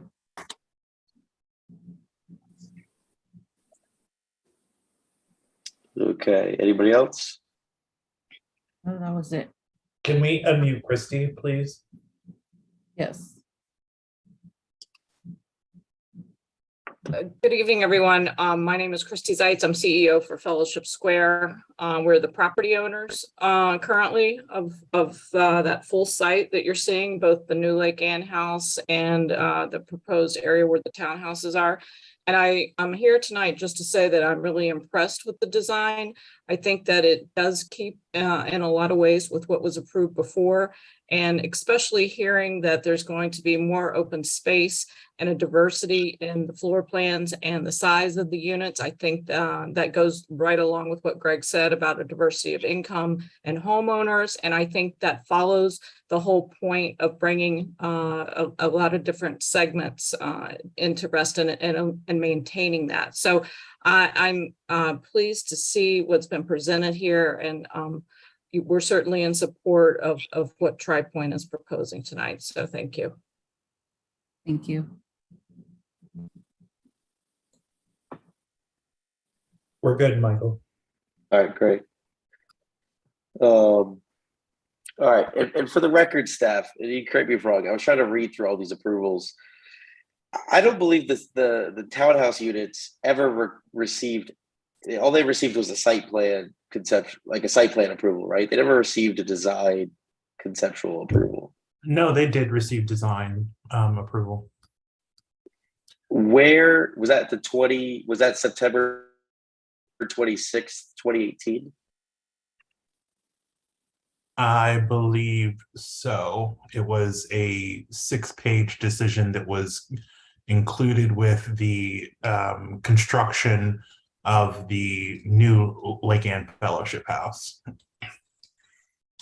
Yeah, I'm just looking at, all I see is single family units, phase 2, consider strong architectural design elements, revise the materials and colors to further blend.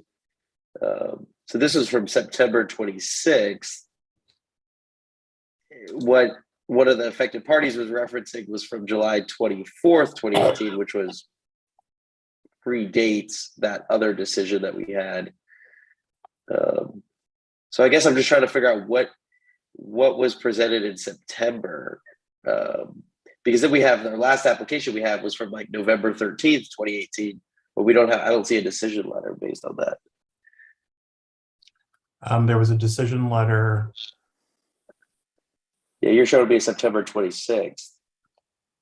And so we have the July 17th in the board package, and then we have the September 18th decision letter that is on page 21. Yeah, no, I see those, but I guess if you go to slide 1, right, it shows that they presented to us, well, I could be wrong, but it says DRB final design approval presentation number 2, November 13th, 2018.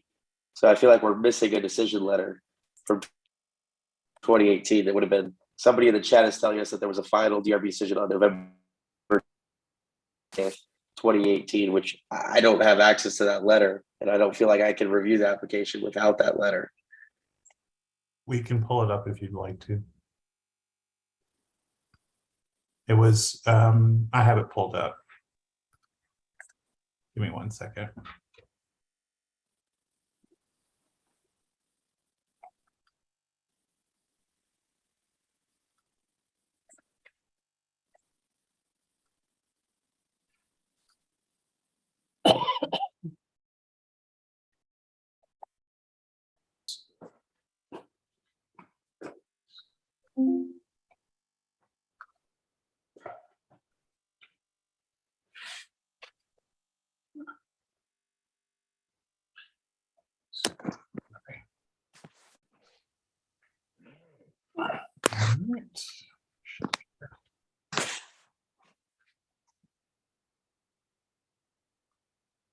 Can you see this?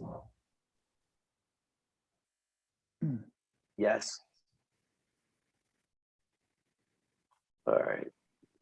So I just want, can you go down to the phase 2? Or is this all for phase 2? Or Phase 2 starts here. today's phase 2. Okay. So just for the record, I just want everyone to know exactly what our starting point is. So 3 to 3.5 stories, some with lofts, 5 rows, 6 color schemes, according with multifamily building, attached dwellings with front-loaded garages, rooftop HVAC, as indicated in elevations and renderings as follows. And then so there's scheme 1, scheme 2, scheme 3, scheme 4, okay, scheme 5, scheme 6. With the following stipulations: that the screens on the terrace level garage be option 1, that all railings on the multifamily building in the terrace areas match the building code. That the brick be revised on the side elevations of the single family home so that the brick on the front, the back end at 1 story rise to 2 stories. That the box bay window be like. Did you guys see this? You guys had this on your record, Lynn. You guys had all this, right? It incorporated, or you knew about this letter, correct? Clearly it was addressed to me. I mean, I don't know. I don't recall that Greg and I went over it specifically. Okay. I mean, obviously it wasn't, I'm just looking at it right now. So to be completely honest with you, I joined the board in 2019, I think. So this was like a year right before my time. So, all right. So there's a couple things in here. Years ago. So. The color schemes that are identified earlier in that letter are basically Correct. the starting point that we used for our color schemes. Yeah, the color schemes I'm not too worried about. I guess it's more of some of the other stipulations that they wanted to, but obviously we've redesigned sizes, we've redesigned front elevations, we've kind of changed a couple things. I just wanted to kind of key in on a couple of the items here, these stipulations that they were looking for to make sure that they were kind of incorporated. Cam, can you keep going down real quick? There was something about trees. Sure. From what I thought. Oops, I'm sorry. It's our standard language. To preserve and protect trees, aesthetic value, that's standard language. Correct. Okay. All right. Okay. Yeah, if you could just keep that handy to be able to reference, or I don't know if there's a way to just send that out in the chat or something, just so we have that. But Sure. Okay, let me go around the room and ask some questions, and then we'll kind of dive into this. Okay, I just wanted to clarify that before we got started. What kind of our starting point was. So, John, did you have any questions for the applicants? No, not right now. Okay, Mike, did you have any questions for the applicants? I think during the initial run through, and I know we've been talking for a little bit here, but the intention was to match finish, not just wall type, but the intention was to have the same stone strong product with the same appearance, etc., block size and all that good stuff. Am I allowed to respond on that? I'm sorry. Yes. Is that a question to me? Yes, the retaining wall, if that's what you're referring to, yeah. Identical to what's out there today. I was hoping for continuity, so love it. Okay, Thank you very much. Appreciate that. Mm-hmm. Elena, did you have any questions for the applicant? Yeah, the lines on the panel features on the elevations, are those reveals? What are those? Those are reveals.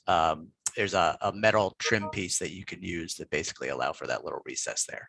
And that color of that trim piece would be? The whole system gets painted together, so it would be a matching color. So it'd be a shadow line. Yes, that's correct.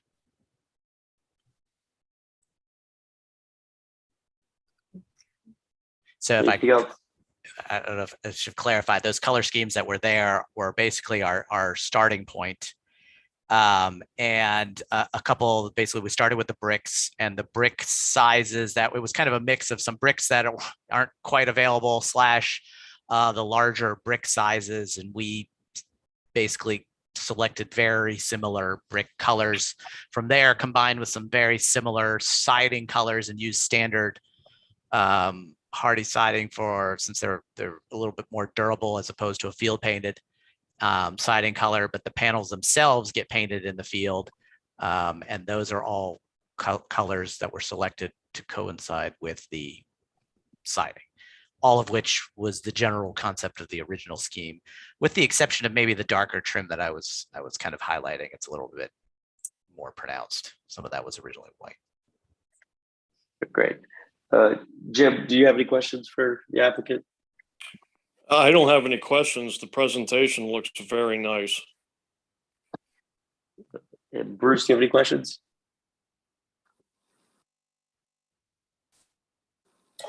Just one question about the side entry unit that faces the dog park. Is that really what you want to do? Put a That's the old plan. Slide 10 would be the new plan. Well, there's a lot of landscaping there. I understand, but you have 3 stories looking over a bunch of dogs. I just thought that was somewhat of a challenging decision, but you're answering my question that yes, it will be a side view of that'll face the dog park. Is that correct? Well, the side entry, I mean, you got a 3-story side facing the dog park, whether it's a side entry or not. So is the issue that a house is sitting next to the dog park, or is the issue that there's a side entry there? No, I don't know the layout of but it would. I'm imagining that the house will play to the entry and not just the side. And that unless I'm misunderstanding, that the side entry is still the orientation of the rest of the house is still going to be toward the ends and not the side. I don't think the end units were specific in that manner, but they do have a bunch of glazing on the side that would overlook the dog park. Okay. But the original plan was for a house to be sitting in that same spot next to a dog park. Oh, no, I understood that. Yeah. My only question, and I don't want to be labored with, there's lots of other things going on here, was that it just seems to be totally oriented to, it would always be next to the dog park, but it was not essentially, that's its front lawn. That's all. Yeah, it does have a side entry there with a sidewalk that faces it. That is correct. Yeah. Okay. They probably should be a dog lover, hopefully. Okay, thank you. Okay, so the only questions I have is, do you guys know what the spacing between lot 22 and lot 23 is with those houses there? Now that these are going to be a side entry, I'm just worried it's getting very tight from just what's going on in that location. Do you guys know roughly what that dimension is? Yeah. I'm checking. We have an exhibit that shows that. Almost 13 feet from building wall to from the face of the house to face of the house. So those 2 end units facing each other now. Does that include that projection that's coming out on these side units? No, sorry, it does not. So the projection, I mean, those things are only going to be like, 10 feet apart. Yeah, what I'm looking at is 8.67 feet. Yeah, that's. I mean, you can almost jump from window to window. I mean, I don't know what windows open, obviously, but I mean, I know you guys have a conceptual, kind of I really think that those need to kind of step each other. I think they're too uncomfortably close. There's no natural light that are going to enter either of those houses. It's really, we have a lot of communities that do have the side entrances. I do think that's a good call. I think that is a great kind of option to kind of break up the massing of the townhouses. I just think that one spot is super tight from an entry standpoint, and it's really gonna. I don't know if there's a way you could pop in a skinnier unit, for lot 24 or something, and kind of scoop back, the unit, or vice versa. I'm not saying get rid of a unit, but maybe if you have these different sizes of units, that maybe you could slide in a skinnier unit or something to kind of help open that up a little bit. to be able to give it a little bit more breathing room, I guess would be the, I'm just worried about any natural light. Nothing's going to want to grow in there. I mean, it's going to be, I don't know what it's going to, you know, what's going to happen in there. Yeah, so, excuse me. So yeah, just if you don't mind, so the buildings were 15 feet apart previously, now they're almost 13, but now with the side entry, it sounds like your concern is the side entry and the stoops sticking off each building and how close those stoops would be. Exactly. There's just, yeah, exactly. There's just a lot more elements now. When it was just kind of a side yard before, there really wasn't anything going on there. Whereas now there's a lot more activity. I just think it gets a little bit more busy. And maybe there's a way, like I'm saying, just switch out, you know, one of the building types to maybe try to help eat into that space. I don't know.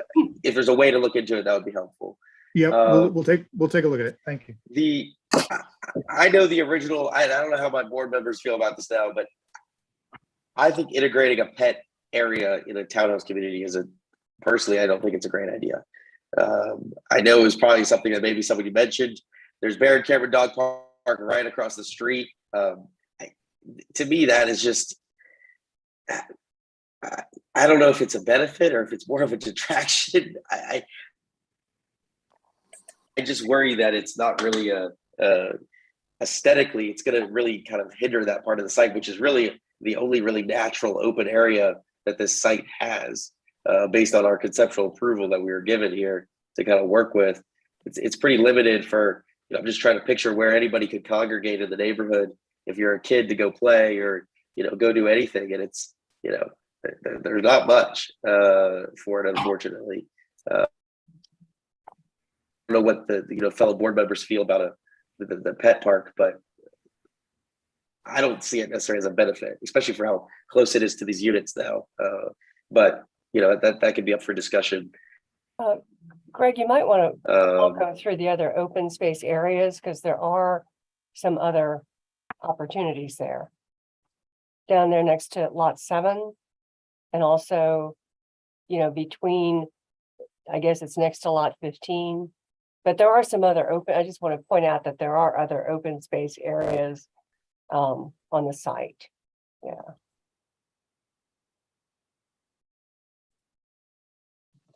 Yeah, I mean, I saw like the multi-purpose court, which I don't exactly know what you'd play on that personally. It could maybe be 4 square. That's about it. But yeah, I mean, I don't know. Maybe, I don't know if the pet exercise area was a condition that you guys had as a proffer or something that you guys had to provide. It's part, yeah, it's part of our proper development plan. Gotcha. So I guess I would have concerns about modifying that into kind of a bigger process. Yeah, no, I don't want to mess with it. I just, yeah, I don't know. It seems inconvenient for where it is. I guess that would be my only comment, which obviously we might be too far down the road at this point. Is Brian Thomas with you guys, right? He was with you? Yes, with Charles P. Johnson. Yeah, Brian, go ahead.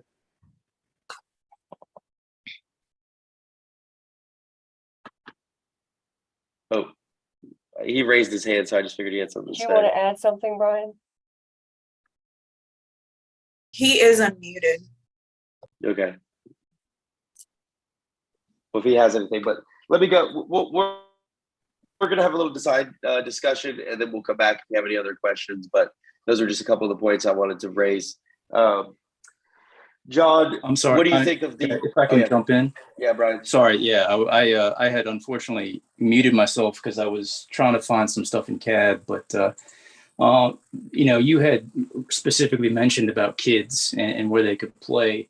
As part of the PRC, the amenity spaces, both for the townhouse development and also for the main Lake Ann house itself, are kind of a shared space. And there is a playground just across the drive aisle from lots 1 and 15. So that area there has a playground with play equipment and all those things. Gotcha. Okay. I just wanted to make that point. Thank you. Great. Thank you. Could I add one more question that I? Yeah, go for it. Are you planning on any type of fencing for the rear yards? Is there a, Yes, it would be an optional. We would offer it as an option to the buyers. And one of the slides that we showed had. did I miss it? Page 15. Page 15. Thank you. Sorry. Yeah, top right. An optional privacy fence. I see it. Thank you. Mhm. All right, so let's go around and kind of discuss the design of the units, and we can kind of see where we stand. So, one other question I did want to clarify. There are a couple of the applicant or the affected parties had asked was that drive area. I think it'd be very helpful if you had a kind of an overall aerial view that just showed how close we are to Hickory Cluster and their houses, and that way we know exactly, you know, who would be affected by those potential headlights, and then that way we can make sure there's appropriate screening, kind of accommodating that. So, kind of an overall aerial view would be a little bit just zoomed out a little bit, just showing Hickory Cluster. I think would be very helpful. So, all right. So, did you have any thoughts on the design? Do you have any comments? Do you want to make any points? You know, I'm really a big fan of Hickory Cluster. I love it.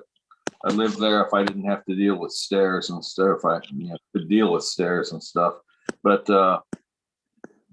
I'm always impressed at how close Hickory Cluster and the adjacent area is. But basically, Hickory Cluster is to Barron Cameron. And until winter comes around, you're never even aware of Barron Cameron being so close. So I think if this dark green area shown on the slide here has sufficient vegetation, we might have the same kind of buffer between Hickory Cluster and this development. Okay. Mike, did you have any design thoughts? No, I don't have any comment at this point, Michael. Thank you. Right. Elena, did you have any design thoughts? Sorry. If we could look at slide 12. Sure. There's so what jumped out at me is that some of the elevations are great and some are not so great, in my opinion. The proportions on, if you look at the lots 31 to 36 and the one that says color scheme 2, and I'm not from the left, it just feels like the windows are too widely spaced, they're too much alike. Then on the one that says color scheme 1 in the dead center or to the right of the center, it looks like it has maybe too many window types. The first one looks like not enough window types. It looks very, very flat compared to the other elevations. Whereas, you know, the other flat elevation, the one that says color scheme 1, looks better because it's more articulated, but maybe it has the bay. Too many window types. I don't know. That's preferable to me than that one just sticks out to me as the least designerly, if you want to call it that.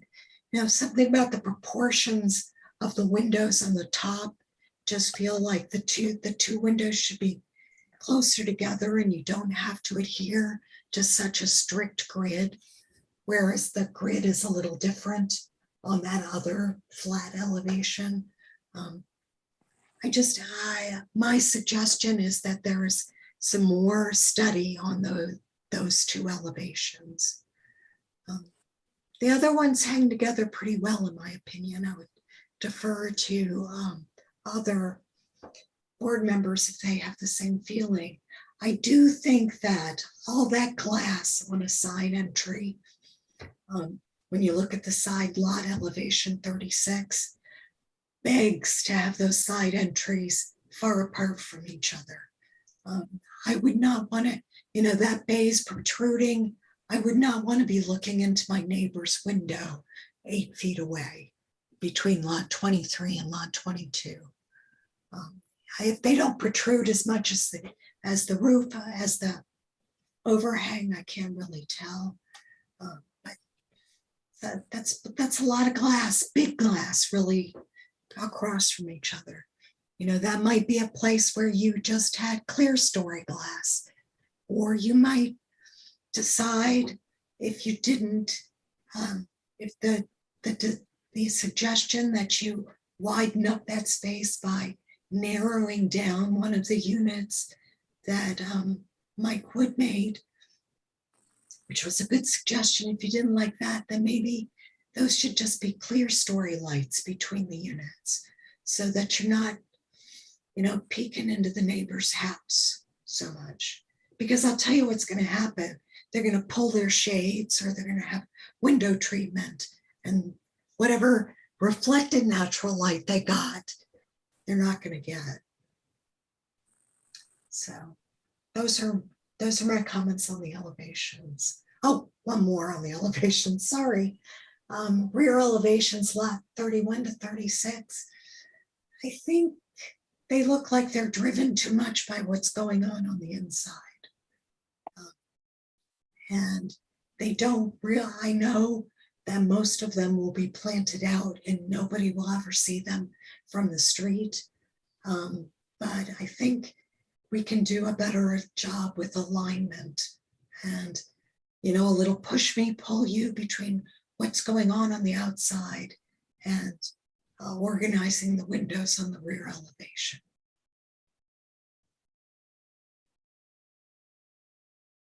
All right, great. Jim, did you have any thoughts on the design? Possibly they could, where there's that space between those end units is, maybe they could stagger those bump outs so that they're not facing each other directly.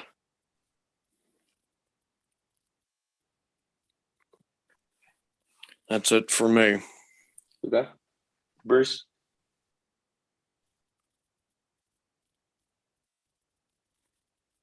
No additional comments. Okay.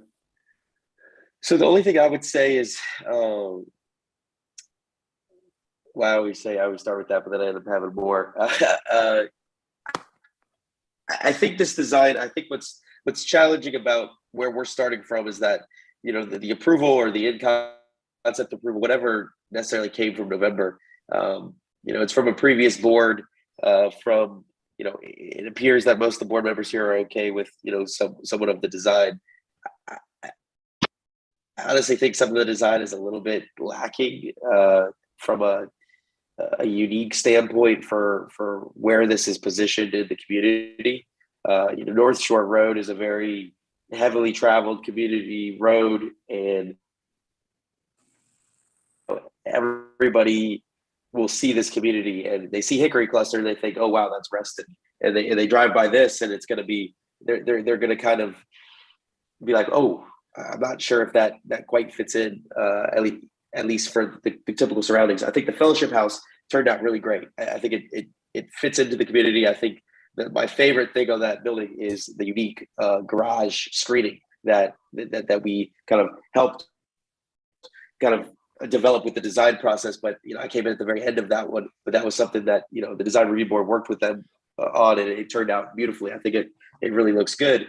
And so this community, I think it kind of is at that transition point from tall, you know, I don't know off the top of my head, maybe 7-8 story building to, you know, a 3-story building that then goes to Hickory Cluster. It's a little bit of a unique situation sitting there next to Lake Ann, you know, historical architecture site. I think even Hickory Cluster maybe has historical architecture designation or is up for it as well. So we're kind of in a unique site, and I think we need to be, you know, we need to recognize that. And I think the critical thing that some of the previous decisions were trying to mimic some of the big open glass kind of assemblies that maybe we have on some of the other on Hickory Cluster nearby, as an example. I think the windows are close with where you're going. Basements. I think it's a good it's getting close to the gesture that's needed. I just think that there's too much sameness. Like every window is identical in size and identical in height, and it's just I don't know if it's just throwing off the overall composition of these front elevations. I agree with Elena that those kind of two flat elevations just need a little bit more study to really make them a little bit more kind of maybe prominent or unique, because right now they're just going to be very, very flat. The other thing I'm struggling with is the roof lines. We have some unique roof lines in this area, and we're introducing unique gables or just simple gable roofs, which is not quite I think the intent of what we were kind of suggesting, maybe looking at rooftop. I like the idea of the rooftops. I think they could be done a little bit differently, maybe for how they're offered. I also am curious about how, if you have the rooftops, is it an option? Is it a requirement per unit? We kind of need to figure that out, because I think it does impact the front elevation of the home. One, you're going to have a parapet wall, and the other, you're going to have the end of a gable with shingles coming all the way down. So I think there's a couple things we need to figure out there from an elevation type.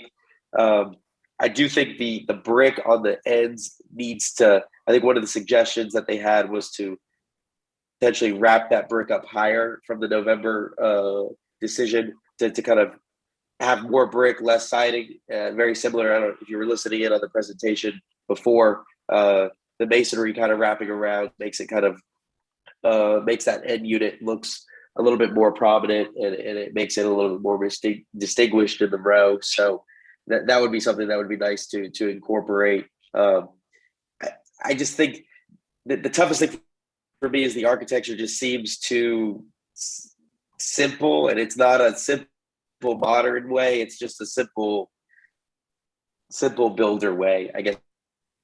Tricky part for me. I just think it needs to be a little bit more unique for this area that we're going into, where this is getting placed. So I think if the massings and the spacing is fine, is besides that one location that I kind of was pointing out.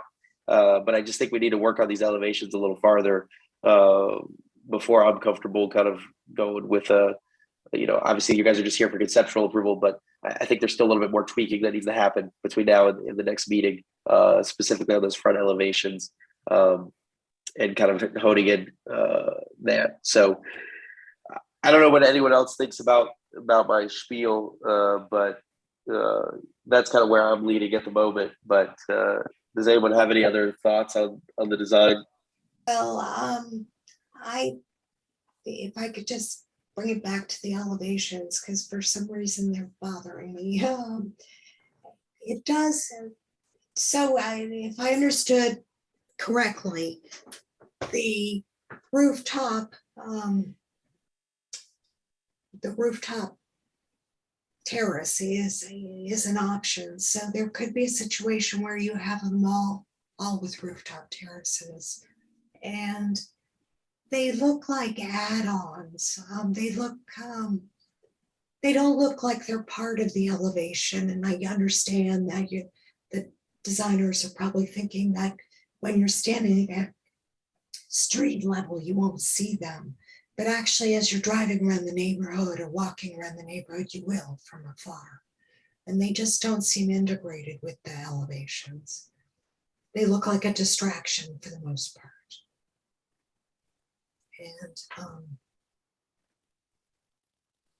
And there was a suggestion, I think in the November 2008, to consider flat roofs. I'm not sure if that's the right way to go either, but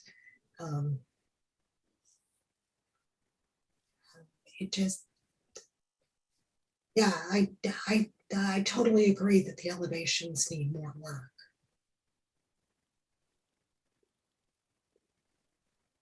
Great, thanks, Elena. Does anyone have anything else? The variation that's shown between these rooftop units and the ones without is kind of a nice thing. If they all end up being rooftop units, I mean, is there some way to put something in there that limits the percentage of,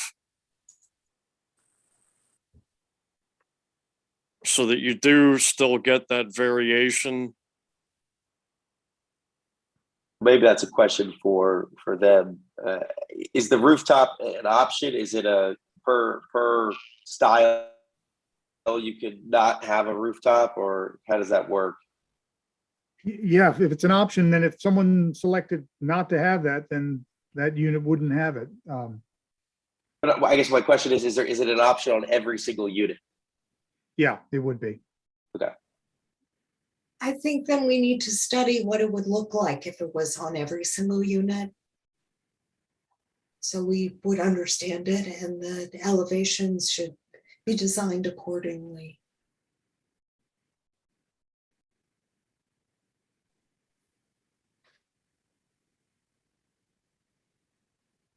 That could get very busy. Yes, it could.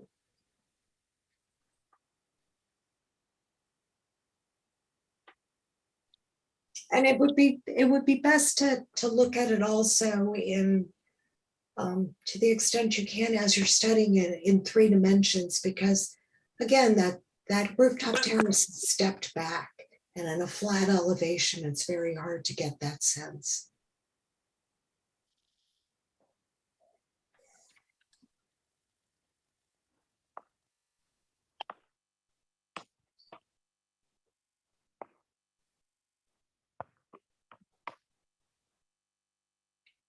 Is there a reason why they're all front facing?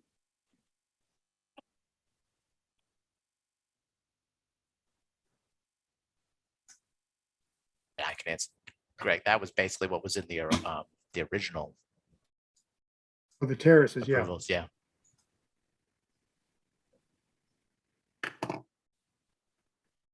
But Would it be possible to, they're going to all be on the alternate front? them so There's no opportunity to put them on the back. No, I think they're good. I think they're. I think there might be. I think there might be. Again, like Scott said, we were trying to stay consistent with the 2018. Well, that might help in keeping the variation that you're showing in these elevations. You know, maybe if you're offering options on all of them, maybe some of them are front and some are rear facing. Mm-hmm. I've seen some that I think that are more successful than others, that actually have a little eyebrow, if you will, that shows a clear story window on one elevation and then the cutback is on the other. I'm not sure it would work here, but it might be something that would help the elevations. So that You're talking about a dormer on one side and of the project. A shed with a shed dormer with or it could be a dormer, but we wouldn't want to get too traditional with this, with clear story windows, because you're not coming that deep into the roof plane, and then on the other side it's a full terrace, so you get light on both sides and blah blah blah. Yeah. And I think one thing that I quickly kind of went to your guys's, I think I'm on your correct website, but are you guys developing the Edgewood and Whitlow communities? Yes, yes, that's us. So so those designs, to me they're like Edgewood specifically, or and they appear to have some sort of rooftops that are the designs I'm looking at. It kind of. I think that unique architecture that I feel like this, obviously these are more row home style to kind of fit into the DC neighborhood area, but I think they look good, and I'm sure they're going to fit in great. And I think that's kind of the issue that I'm having right now with some of the material selections and how this neighborhood kind of facade is coming. I don't know if it exactly incorporates as well to the neighborhood as maybe these other designs do, but I think maybe you could take some ideas from other these communities maybe that you're building to be able to, bring in those rooftops where they're maybe a little bit less pronounced specifically, and you're able to do a little bit better with the front elevation. But I think you guys are definitely capable based on some of these other things I'm seeing. So just looking at trying to get a little bit more uniqueness. That's all. Does anyone have comments on the designs?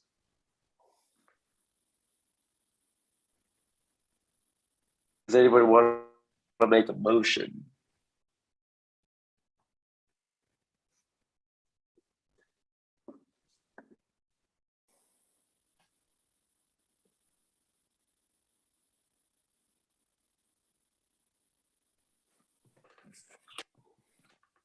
Michael, it sounds to me like we're not ready for a conceptual approval and that we'd be interested in deferring.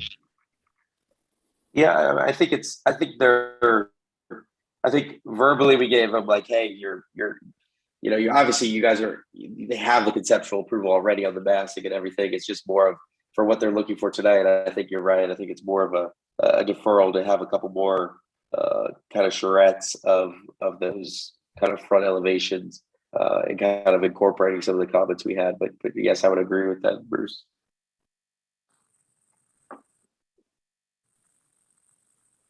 So I'll make a motion that we defer this decision to and ask the applicant to come back with some further studies based on the conversation this evening. All right, we have a motion. Do I hear a second? I'll second. So for further discussion on it, staff, do you have a pretty good, I know you guys record this. Can you guys, I could try to synopsis what we've talked about, but that would just be kind of beating a dead horse. Can you guys go back and kind of pull out the main points that we talked about? Sure, Michael. Great. Any further discussion?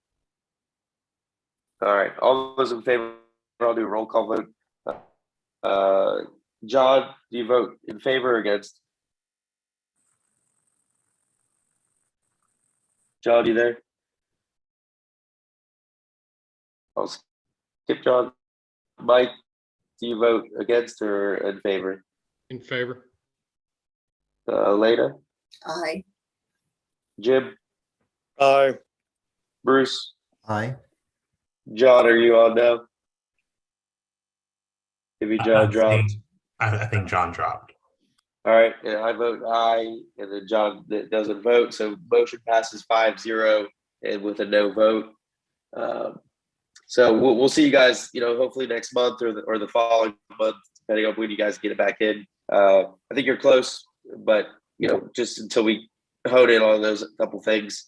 And staff, the only thing I would want to make sure is that next time, if we could try to incorporate the November 20th letter into the application, and then also if there is a corresponding application, just make sure that the applicant has that. And I know it's been 4 years, so just make sure they have the latest and greatest comments from us, so that way they know exactly what they're working from as well. Would be helpful.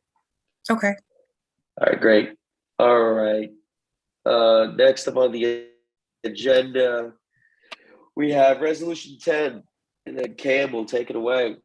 Let's just say thank you for your time. We appreciate it. Thanks for the feedback. Yeah, thank you, Lynn. Appreciate your time. I know it was a long one. Thanks. Awesome. I will try and make this quick. Let's see if we can get done by 10. So this is just a continuation of our conversation from last month with the resolution 10 revisions that staff is proposing. Our goal is to kind of work off of resolution 8 in terms of kind of like the deadlines that were established that you all reviewed and okayed. And then of course, ensure that the citations of reference are accurate, refine the registration process, and then align the content for the resolution to flow better.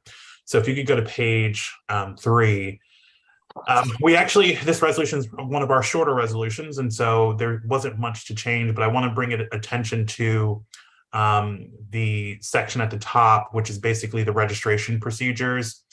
We separated out the A and B into 2 separate sections. It was all in one section.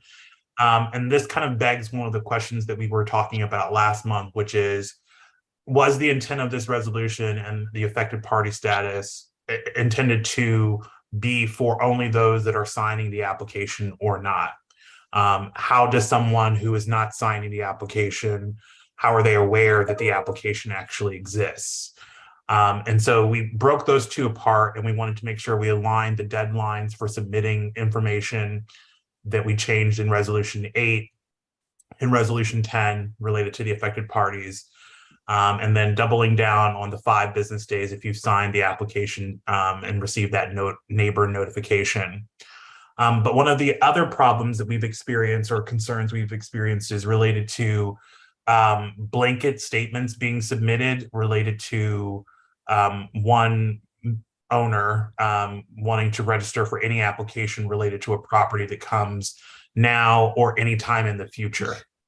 And so we added subsection C to this, which basically says an affected party request must be for each individual application reviewed by the DRB. The DRB will not accept single statements which request affected party status on any future application for a specific property.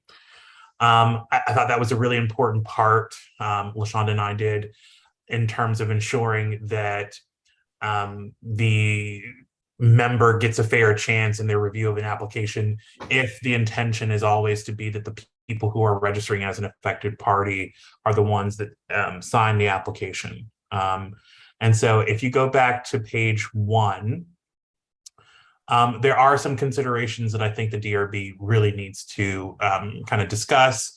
Clearly, we're not looking for immediate movement tonight, but these are things that I think you all should be thinking about as we bring this back in October or November for discussion, and hopefully accepting that revision to the policies to move forward to the Board Operations Committee for their review. So one is, are owners who sign the application the only individuals that can register as an affected party? Again, the way that the resolution is written currently, my interpretation is that that is the case. Only those that are signing the application should or can register as an affected party. The resolution doesn't speak to how does someone get notified unless they're signing the application. So it was an easy segue to get to that conclusion. 2, how may property owners become aware of an application or register without being signatories on an application? We discussed several different instances that we had kind of mulled over as a team, as staff, and what was possible, what was logistically possible. And we kept coming back to the things that were listed here. One being that understanding how an affected party status works is, one, if you're an affected party, that application that you're an affected party on is precluded from being reviewed at panel and full board, being precluded from being reviewed at a staff or consultation level, which basically means that if you look at it, any application can have an affected party on it. So if it's staff reviewable, if you're submitting an application for a front door color change, if you're a single family home, that's actually staff reviewable. However, if the person signing the application says, I'm concerned about the color that you chose, and they mark yes, that means that staff reviewable application has to be reviewed by a panel or a full board. So how can we ensure that every application has the same type of notification so that people can be aware of what's happening in the community? And that's the larger question that we really need to hone in on and make sure that we're all aware and understanding that it's not just panel and full board applications that we need to be worried about how someone can register as an affected party, but how can someone register as an affected party for any application? And so Some of those things were yard signs, posting addresses on the RA website. The other things that we thought about included the DRB requesting wider notification for certain projects. So if we know that there are sticking points for certain projects throughout the community, let's define what those projects are. So is it the sunrooms, the screened porches? Is it the decks that are very unique? I think we had a deck that had flagstone as the floor. That is a very unique type of request. Should those types of requests always have wider notification, as in you're not just having your neighbor on the left and right sign, but maybe 5 or 6 neighbors sign? And what does that look like?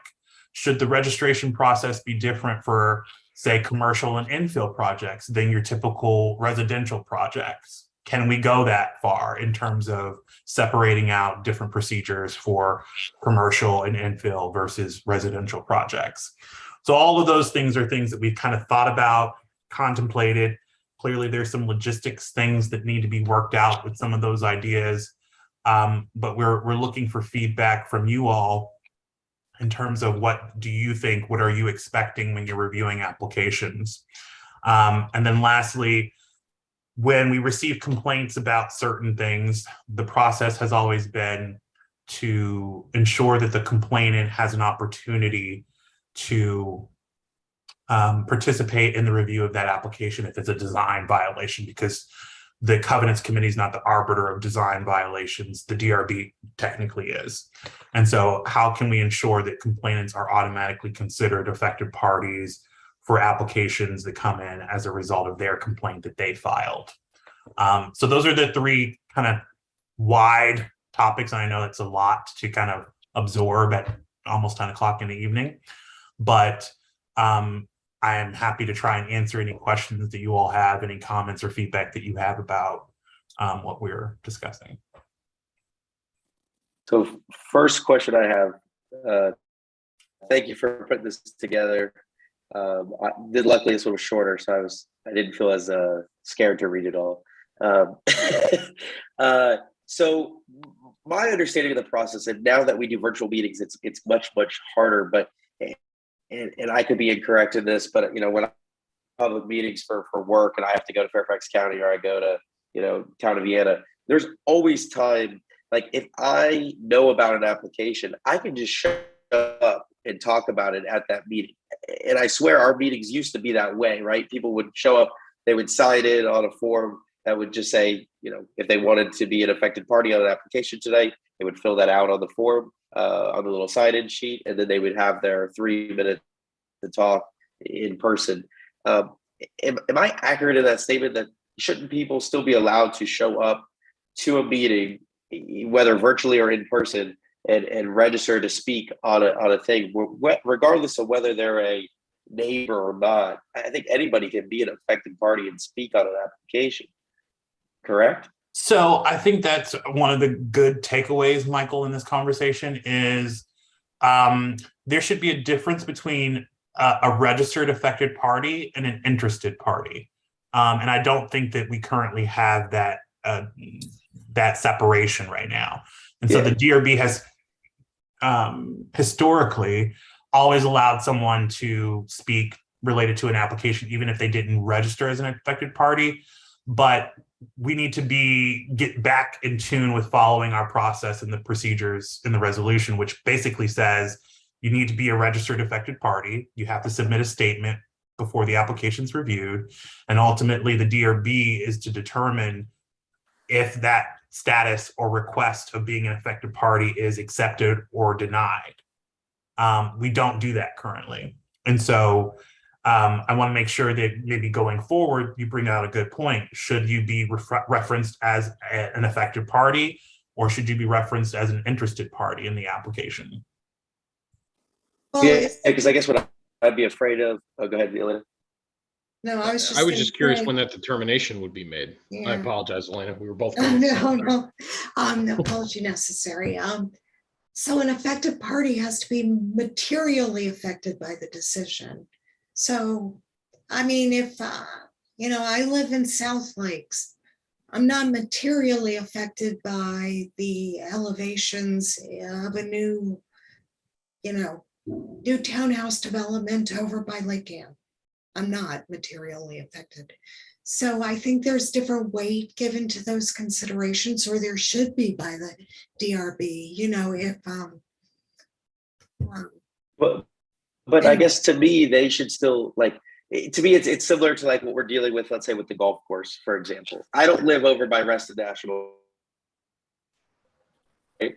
But if that was to be looked to be redeveloped, that, you know, even though I live on the whole other side of Reston, I would, as a Restonite, I would still be very interested in, maybe I'm an interested party, right, Cam, versus an affected party on that application, and would want to be kept in the loop, so to speak, on the application. When is it going to be heard? And if I did want to speak on something that I necessarily thought maybe was happening that I didn't agree with, as a member of RA, I feel like I should have the right to speak on that application. And I guess, and correct me if I'm wrong, I mean, like so me as the chair, I could, let's say someone came to a meeting and they said, I want to speak on Lake Ann, right? But they didn't register as an affected party. I would typically just say, hold your comments until we actually get to that application, and then I'll have you speak during the same affected party time frame, right? But Cam, what you're saying is technically, if they haven't submitted a statement, I guess it's up to my discretion whether I want to acknowledge them or not, but they would always be able to speak during the member comment phase at the beginning, correct? Correct. So it's more of a procedural thing, whether you let them talk during member comments or during the review of the application. But it's also important to note that only registered affected parties can appeal a decision of the DRB. And so when you allow someone to speak as an affected party, you're insinuating that they have the ability to appeal a decision, although they didn't register, and it's in conflict with the resolution. Well, can they register, after the meeting, can they register as an affected party and appeal the decision if they were an indifferent party, or what did we say, an interested party? And let's say they felt like their concern is going to be ignored and they wanted to appeal the decision, they could register then at that point as an affected party, or no at the moment? Seems like no at this point. No. That would not be possible. You can't register as an affected party after the fact. No. It seems to me that, putting aside the appeal question just for a moment, that the legitimacy and the buy-in from the residents is tied to a clear opportunity to participate. So putting aside the question of who can appeal, I think that we have to have an approach, not unlike Mike, what you suggested has been the practice, that enables folks who come to a meeting, virtually or in person, and their residents, that they have an opportunity to address an application. And I think that keeping that open to all residents in some way is important, because it gives legitimacy to and openness to what we're doing. I appreciate that we may, and I hadn't considered that we have folks that appeal that just show up and speak, Cam. So I'm not aware that that's been a big problem for us, and maybe I just missed that. But I wouldn't say it's been a big problem. I think it puts the burden on staff to explain to someone who attended a meeting that they are not an affected party. So I certainly understand, and like I say, I want to give I want to give transparency and opportunity to all, but I see that how you achieve the status of a participant, someone that can actually appeal, I think you're suggesting that we distinguish those as persons that have registered and provided a written statement. Correct. And I'm, like I said, as long as it's very clear that that we're not trying to limit the kind of participation that Michael described for input into an application in the first instance. Correct. Okay. But I think what Michael brought up was a very good counterpoint to my point, which is some of the decisions are not as consequential. Redevelopment of the golf course is pretty consequential, and I think that touches on what Cam, your memo started talking about. Is there a different process for something that would have wider ranging consequences than me changing the door painting color on the patio? No, and that's what we are suggesting that we kind of look into further is should there be? Yeah, there isn't now, but I think the point I made, saying, well, it's trivial, I shouldn't worry about what's happening over there. That was a good point Michael Wood made, where it was, but there are non-trivial things. There are things that are more consequential, and maybe there should be a different process and notification method, and might be the website that might require some socialization so that people know to go look there. But I think there should be very broad opportunity for people to register as affected parties. I think that should be the baseline. I think there could be, as suggested, if there's something that has such broad community-wide interest, that we have some different additional process, but the baseline in my mind should be a good opportunity for whoever wants to register, whether we think it's trivial or not, has an opportunity to register. Well, Oof, having I don't been know on the about that. DRB 27 years ago, and really being on the DRB 27 years ago and being in meetings till 1 o'clock in the morning because everybody thought they were an affected party. I hope we don't go that. I think putting them, excuse me, but I thought that the notion was you have to go through 2 hoops to become an affected party. After you know about it, you need to register in writing and submit something in writing. So I see that as limiting people who are, unless they're really committed. And I think that goes to the issue of how long. But I'm still uncomfortable with saying what we think is trivial is not we've had folks, many people come in on things that I've been shocked on because it affects how they view their own property. I think Larry has some insight that might be helpful. Yeah, thank you, Cam. Good evening, everybody. I want to just share a little bit of history about where this widespread, I'll put in kind of air quotes, affected party came from. About 10 years ago, when we initiated the stream restoration project that most of you are very familiar with, either having seen the results of it or been involved with some of those decisions. The decision was made fairly early on in that because it was somewhat controversial, as you might imagine, with the removal of trees and so forth, that pretty much anybody in the watershed of Snake Den Branch or the Glade was given an opportunity to speak, not necessarily becoming an affected party. And so it was a difficult decision for the DRB at that time to make that distinction. And that sort of set the bar, I think, having attended many DRB meetings for over 20 years, of allowing people to speak, as you suggested, Bruce, to an application. But the question really came to a head when somebody said, well, I'm materially affected by this reach of stream restoration that was a mile downstream.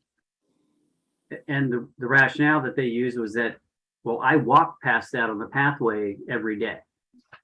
And so there's somewhere along here, I think that there needs to be kind of a bright line of what is materially affected for the individual's property, not necessarily where they walk or pass by each day on their routines. And so I think the notion of allowing people to speak on an application is meritorious, the interested party, and I fully support that. But I think you really need to think about who is materially affected by an application by virtue of where they own a property and rest in with respect to a particular application.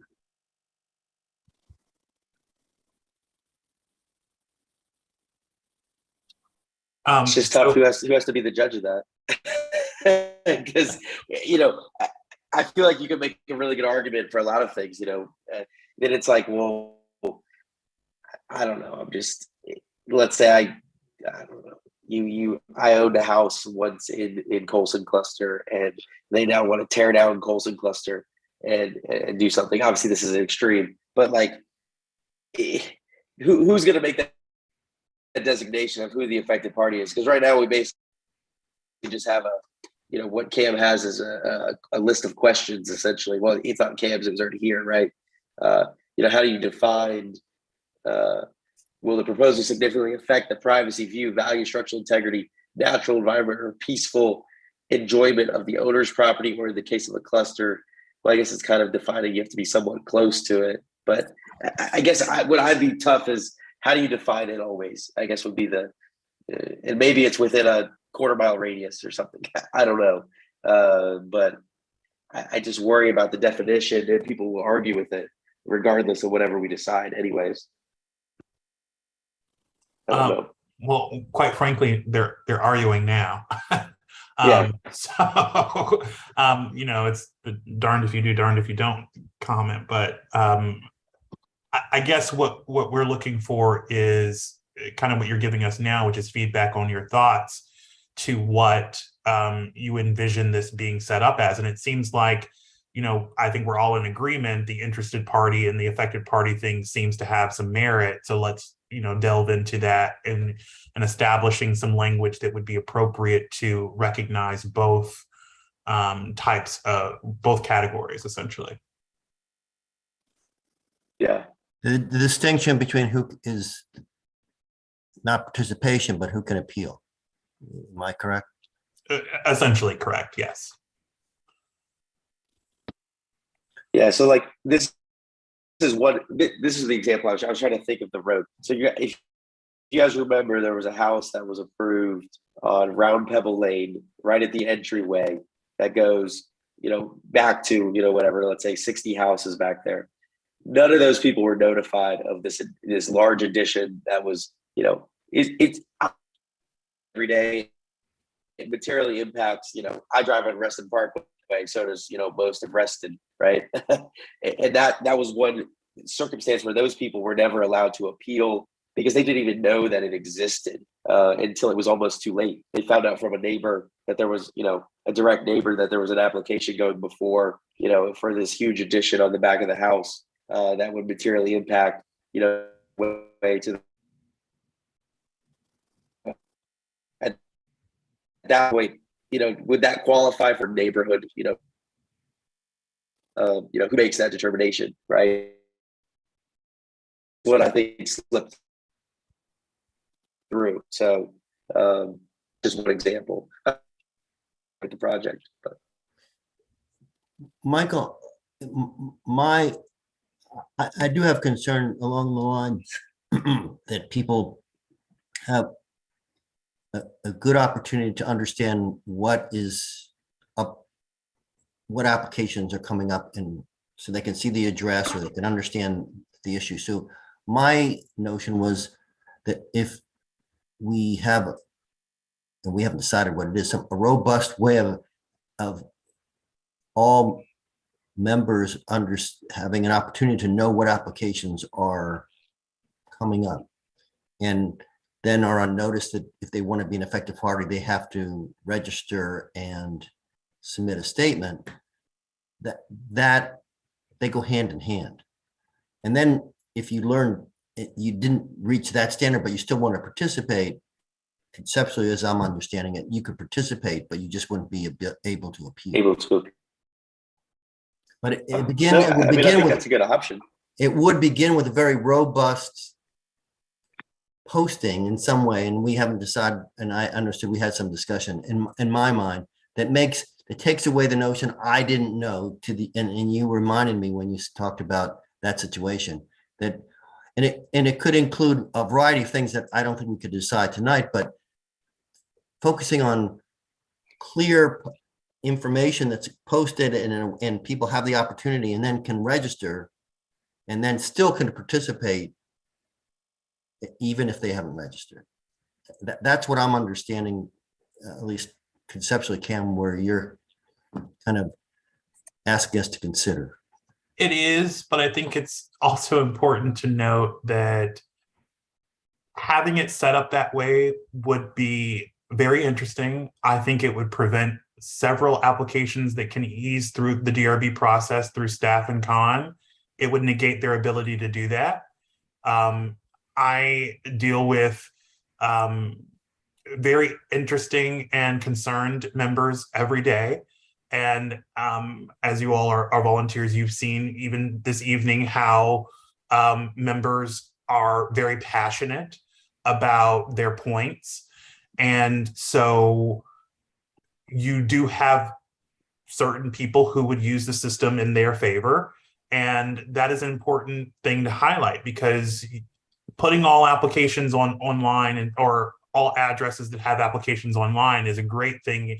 Logistically, it might be a concern, but then you're also making sure that people who have staff review and con review levels can no longer be there because their neighbor saw, their neighbor down the street saw that their application was online. They don't get along. And so I'm going to register as an affected party. Whether the DRB grants their affected party status or not is irrelevant to their application then being delayed just because there's an affected party. Kim, let me ask a question. Would you envision that if our process eliminates the opportunity to be an affected party for those things that can be approved at that level, does that resolve that issue? It most definitely is something that is a good suggestion. Absolutely. I think if something can be reviewed at staff and con, if there is no affected party on those applications, it would most certainly help. But I think the work that we're trying to create a rule for the rule is kind of where I wanted to get away from, because I think that the resolution is actually clear. Only those that submit and sign the application are actually the affected parties. I don't think it was ever intended to be used the way that we've been using it, is essentially what I'm saying. And I do understand that, but I also understand, in my experience, we reach the best conclusions and we don't make everybody happy, but when more people feel that they were heard, and so that's what makes me uncomfortable with saying if you didn't get lucky enough to sign the application, then you're not an affected party. That is more challenging for me. I'm less challenged if for those things that we have delegated to con and staff, not having an affected party, because for all the reasons we've already made that delegation and decided that those issues can be decided without a panel. So I am interested in, for those things that are more, that haven't been delegated to that level, that we have the opportunity for people to participate, because I think that gives the DRB more credibility. So are you clarifying if I'm wrong, but are you suggesting that if a application qualifies for staff or con review, that the members would not need to get any signatures on their application?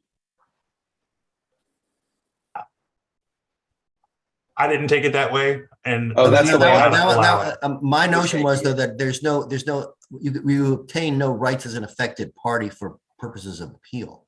But every application has, I mean, you have to get 3 affected party signatures, right? That's the process. Whether they want to participate in the review or not is the checkbox.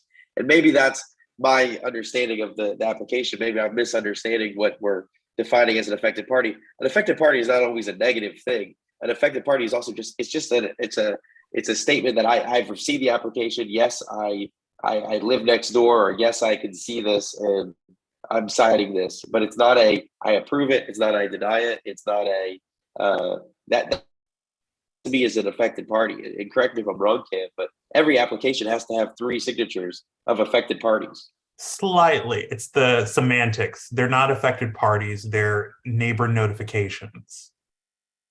And by nature of registering. And then as an there's the affected box for party- the affected party. Correct. Right, there you go. Oh, okay.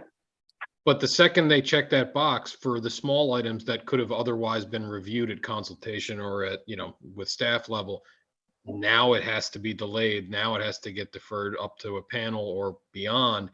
It can get sticky, especially when it's something that, let's be honest, shouldn't have an affected party attached to it. Well, it depends, right? I mean, if they should be absolutely. heard. I guess my thought was, maybe I'm going the wrong way about it. Maybe this isn't possible, but to me, if it's staff approvable or consultation approvable, why does the person even need to get signatures? I don't disagree with that personally. Tony's on the call, and I think he's hearing notes for the 2026 deed amendment change, but it's actually a requirement of the deed to have 3 signatures, so it's not something that we can change. Gotcha.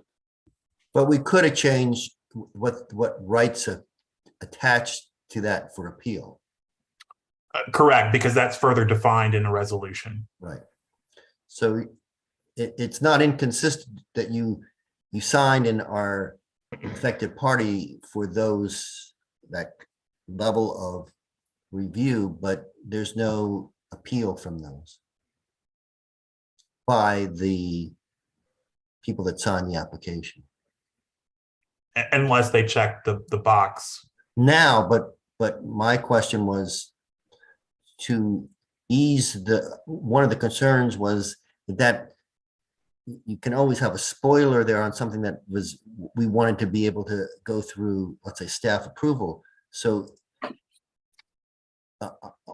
my concept, and I don't want to suggest that I know the answers. I'm just thinking conceptually, you could have no appeal by affected parties on those, on that level, if it's staff or con approved. Correct. Yes. But the applicant could appeal. If you explain that in the resolution, yes. Yes. But there's nothing to your point, there's nothing in the deed that would prevent that setup that would streamline things for that level of approvals, those issues that we have delegated. That's correct. Larry, did you have something to add? Just, I don't want to belabor this, it's late, but I think the key element here is, and I don't know, I haven't been to every one of these late night sessions, but the definition of materially affected. I think that's important. When it comes to who can or who should have the ability to register as an affected party, which gives them the right of appeal, I think that probably warrants some discussion. Because I know it was debated, I guess, in the stream restoration work, and there was no, ironclad decision that ever came out of that. It was just like, yeah, we're going to let anybody speak. But I think that's an important facet of all this. Yeah, and I could see that with, just with Reston Town Center North, for example, right? Like, who everybody could say they were materially impacted, but who would have the right to appeal? Defining that would be helpful before, let's say, that application, right? Just as an example.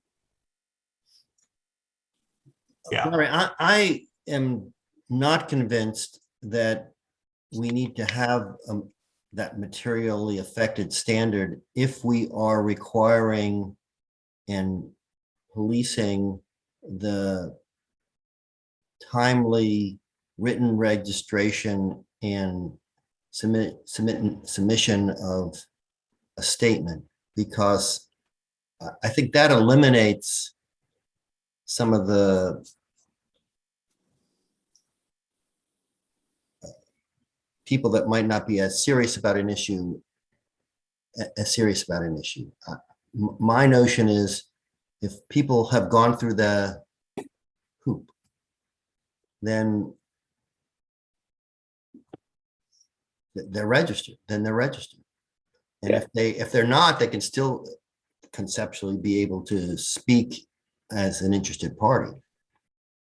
But trying to You could even see like distinguish Vantage. between who is material impacted, would be very challenging. Now, I'm sure maybe someone has some idea how to do that, but we've already talked about that distance is not necessarily it. As Michael pointed out, something about the golf course may affect you, et cetera, even though you're not immediately within 500 yards of the golf course. So I just think that would be a very difficult standard to establish. Gotcha. So I think we have some really good points that staff can further look at and circle back with you all with maybe some additional revisions based on our conversation this evening, and bring it back for comment. I hope to have it to you all well enough in advance in the meeting that if anyone had any questions, you could reach out to us and we could walk you through anything prior to the meeting so that we could have a more meaningful discussion on substance. Sounds good. And for the record, as you see with affected parties like Vantage Hill, I remember the first meeting, I think I heard, 40 people speak, and then literally 0 on the final actual approval tonight. But I'm like, what happened? So it feathers out. And it right? happened twice. Yeah, it's very interesting to me. So it's a process that, in the beginning, it's I think a lot of those people, and I don't know what the final list was that we read off tonight, right? I mean, those were maybe registered affected parties, but we must have had a lot of interested parties initially, right, that spoke, and then those obviously people that kind of fizzled out. And so I think the process we have now works, I think, in the most part for these kind of bigger applications. I think we're just kind of trying to hone it to make a good middle ground for some of those slightly very large projects and those slightly kind of middle projects that are impactful to people, but don't necessarily have that kind of notification. So I think we're working. I don't think what we have is bad. I think it's working. It's just we need to, like you said, hone it in. So Cam's got some action items, Cam and his team. Does anybody else have anything else tonight, or do we want to wrap up? I just need a motion. Motion to adjourn.